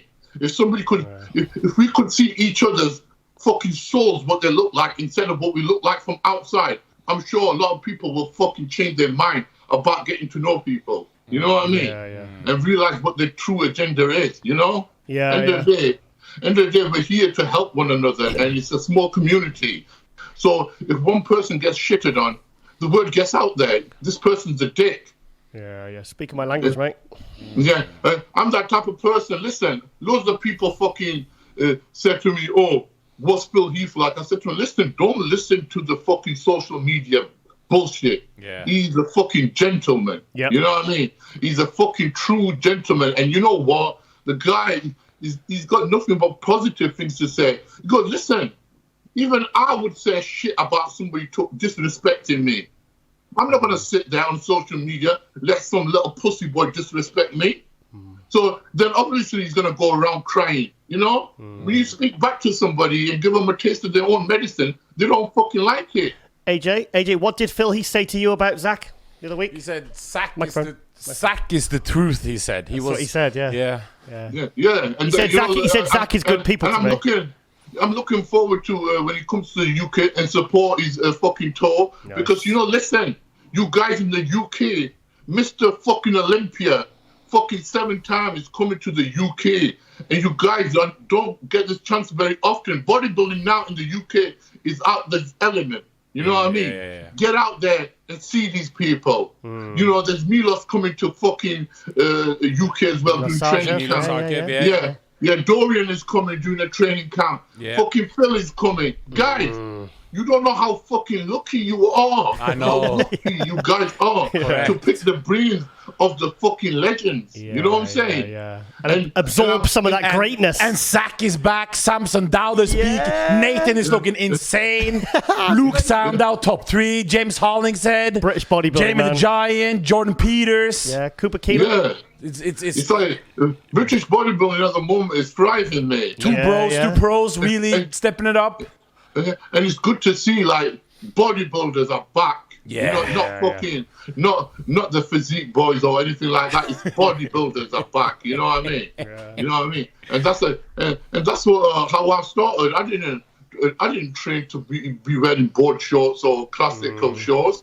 I fucking trained to be a bodybuilder. And you earned your pro card the bloody hardest way I think. Well, it's ever going to be to get their pro card. Yeah. You didn't get it the easy route, mate. You know. That's why the old school way of getting your pro cards were hard. But you know what?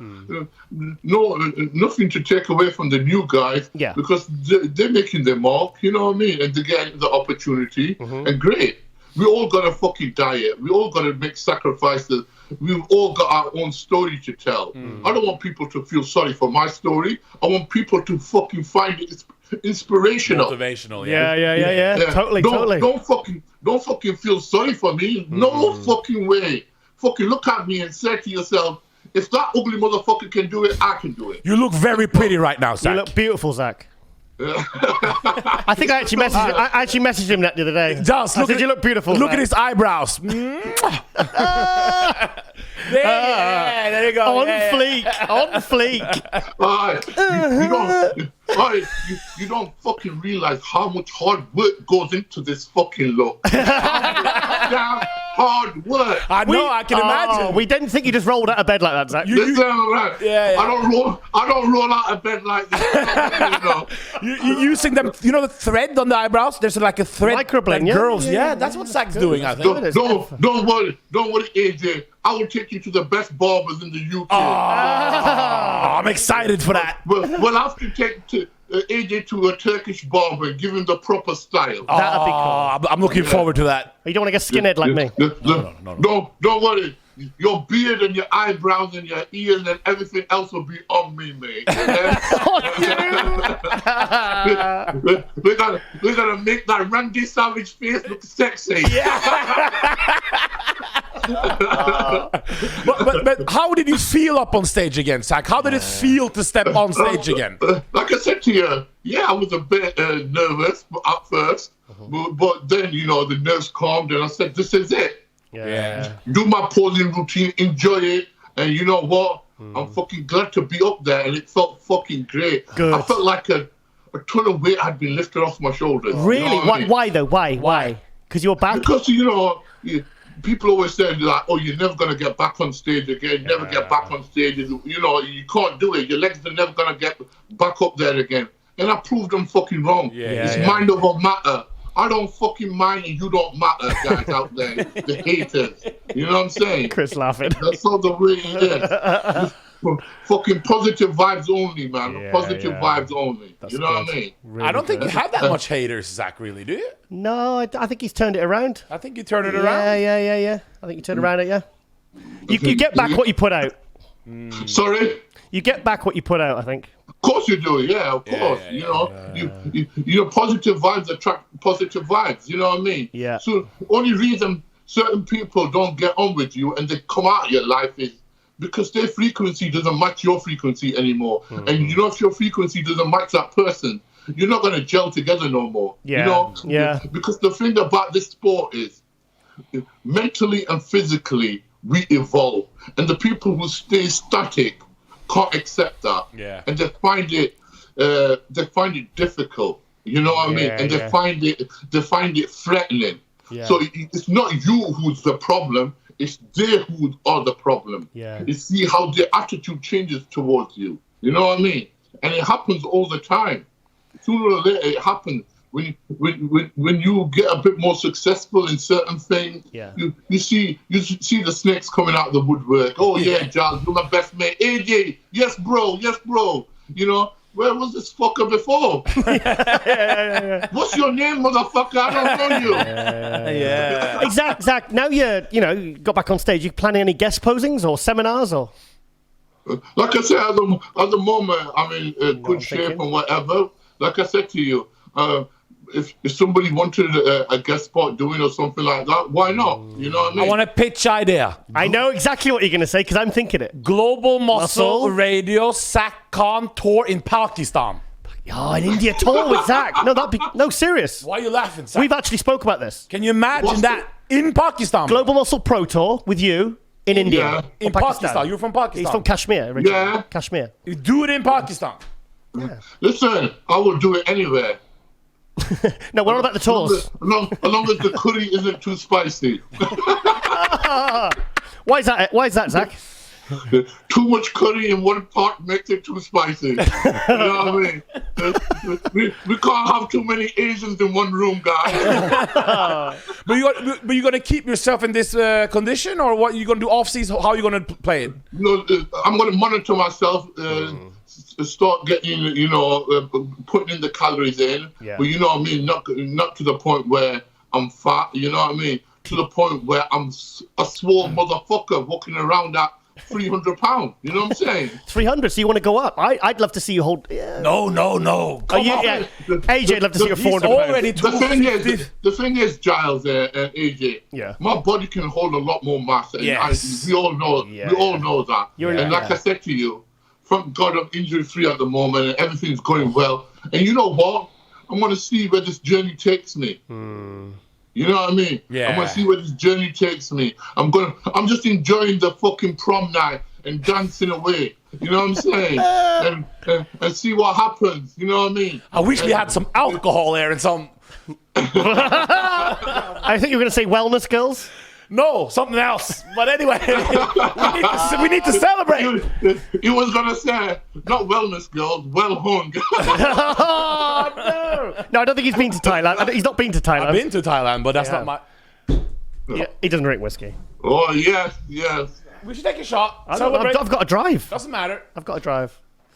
Just celebrate for Zack's return. We gotta celebrate one shot with Zack. Yeah. I think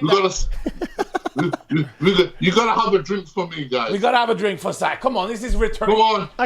Can you put some coffee? Put some whiskey in Can your I have an coffee? Irish coffee, please? Hang on, I've got some coffee. Chris, you want one? Let me get my glass as well. 2 seconds. God, yeah. Get some pictures, Chris. Put some whiskey. Yeah, okay, I'm gonna do it. If the police come while you drive, it is what it is. There you go. I can't. Yeah, I think Because we had him on our show. Remember the first? Yeah, it's good. Cheers, mate. Yeah, wait till Zack comes. Okay. Then. Yeah, we've got to. Oh yeah, forgot about Zack. We're not drinking alone. We gotta wait till Zack comes on. All right.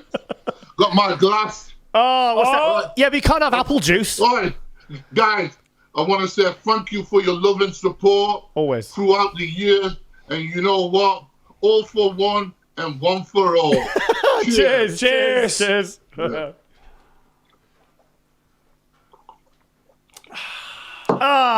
good.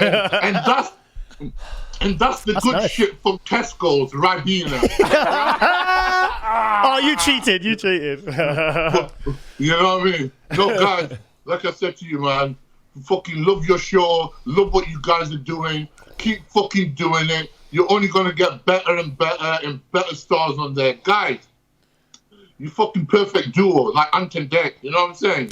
So just fucking keep doing what you're doing. I'm proud of you guys, man. I'm proud of you. Thank you, Zack. I appreciate that. Yeah. You know, honestly. And you know what? And rolling right in the background, I'm proud of it too. You know what I mean? 1 year ago, the guy lost his contract with fucking Napa, and look where he is now. Come back, believe to achieve. Chris, I'm proud of you, bro. Yeah. You know what I mean? Doing good things, mate. Doing good. We're all doing good things. That's the main thing. Yeah. And you know what? Like I said to you, this is why I come on this show. It's not because there's loads of people want me to come on this show. I can't be asked. But I make time for you guys because I love you guys. Yeah, you know what I mean? No matter what. Oh, thank you. We can have a fucking late night session fucking talk show where we talk about all the fucking Let's do it. Yeah, let's do it. Let's do it. I think we should call it On the Rise. On the Rise, we should call it. On the Rise. Great idea. We call it the After Hours show. idea. You know what I'm After saying? Hours show. Come on. On the Rise, Zack, AJ, and Giles. Can I not come on now? Need someone to do all the go for the hard work. You need Roland Rat to throw his piece in. Go on, then we can have Roland. We Rat. get a lot more views debating current topics. I do enjoy politics. And Zack, Listen, we talk about the dark side of bodybuilding. And Zack, Yeah. I've heard Yeah. you do enjoy a good mass debate. I A discussion, a mass debate. You are the master. You are the masturbator. Listen. Hey, this coffee's nice. When I see him, man, at the Phil Heath show, tour, I'm gonna choke him. I'm gonna clothesline him, AJ. Zach, will you freak out if I say choke me harder? Sorry? Giles just said he wants you to choke him harder. I said, will you freak out if I say choke me harder? Choke me harder, Daddy.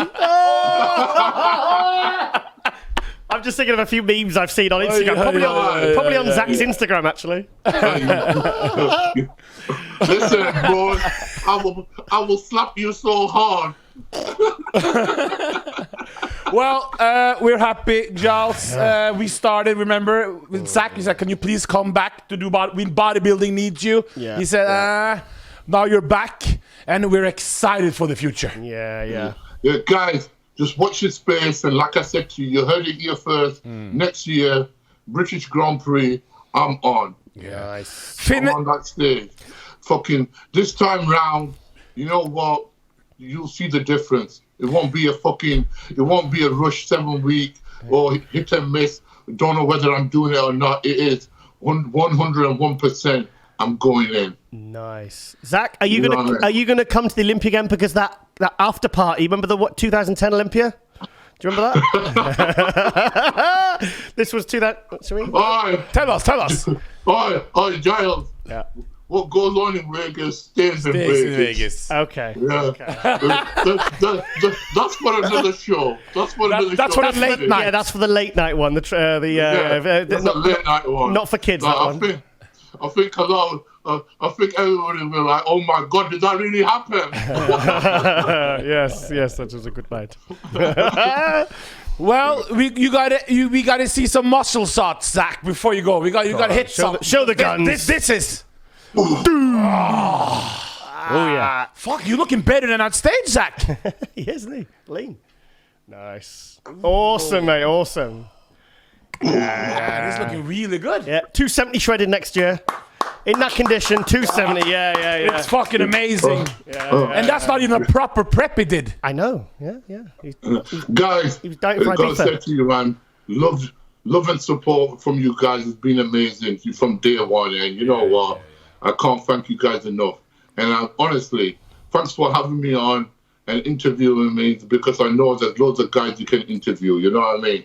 So it's an honor to talk to you guys again. And you know that 101% support the show, and I love the show. Not only because it's you guys, because the content and the chemistry you guys have got is amazing. Thank you, Zach. I mean? Thank you. Keep fucking doing it. Yes? Yeah. All right, until the unbelievers are believers. I believe. Praise the Lord. Yeah, buddy. All right then, Zach. Well, I'll let you go then, mate. And thanks for coming on. And it's always a pleasure. Anytime, guys. Thank you. Thank you, Zach. Group hug. Group hug. Group hug. We're turning into proper butty boys here, huh? Aye. Pakistani, Bangladesh. Yeah, we can do the Bangladesh. Okay. Bye. Bye. They usually say that's changing the light bulb, but I don't think so. I think it's squeezing boobies. Okay,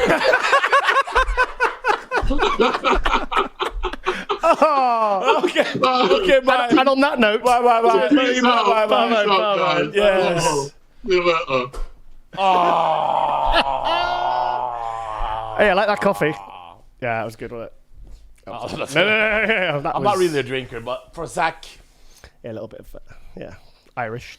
So, Chris, Giles, it's just that there's a lot of things on this show that's, I feel like we're part of creating bodybuilding history. Yep.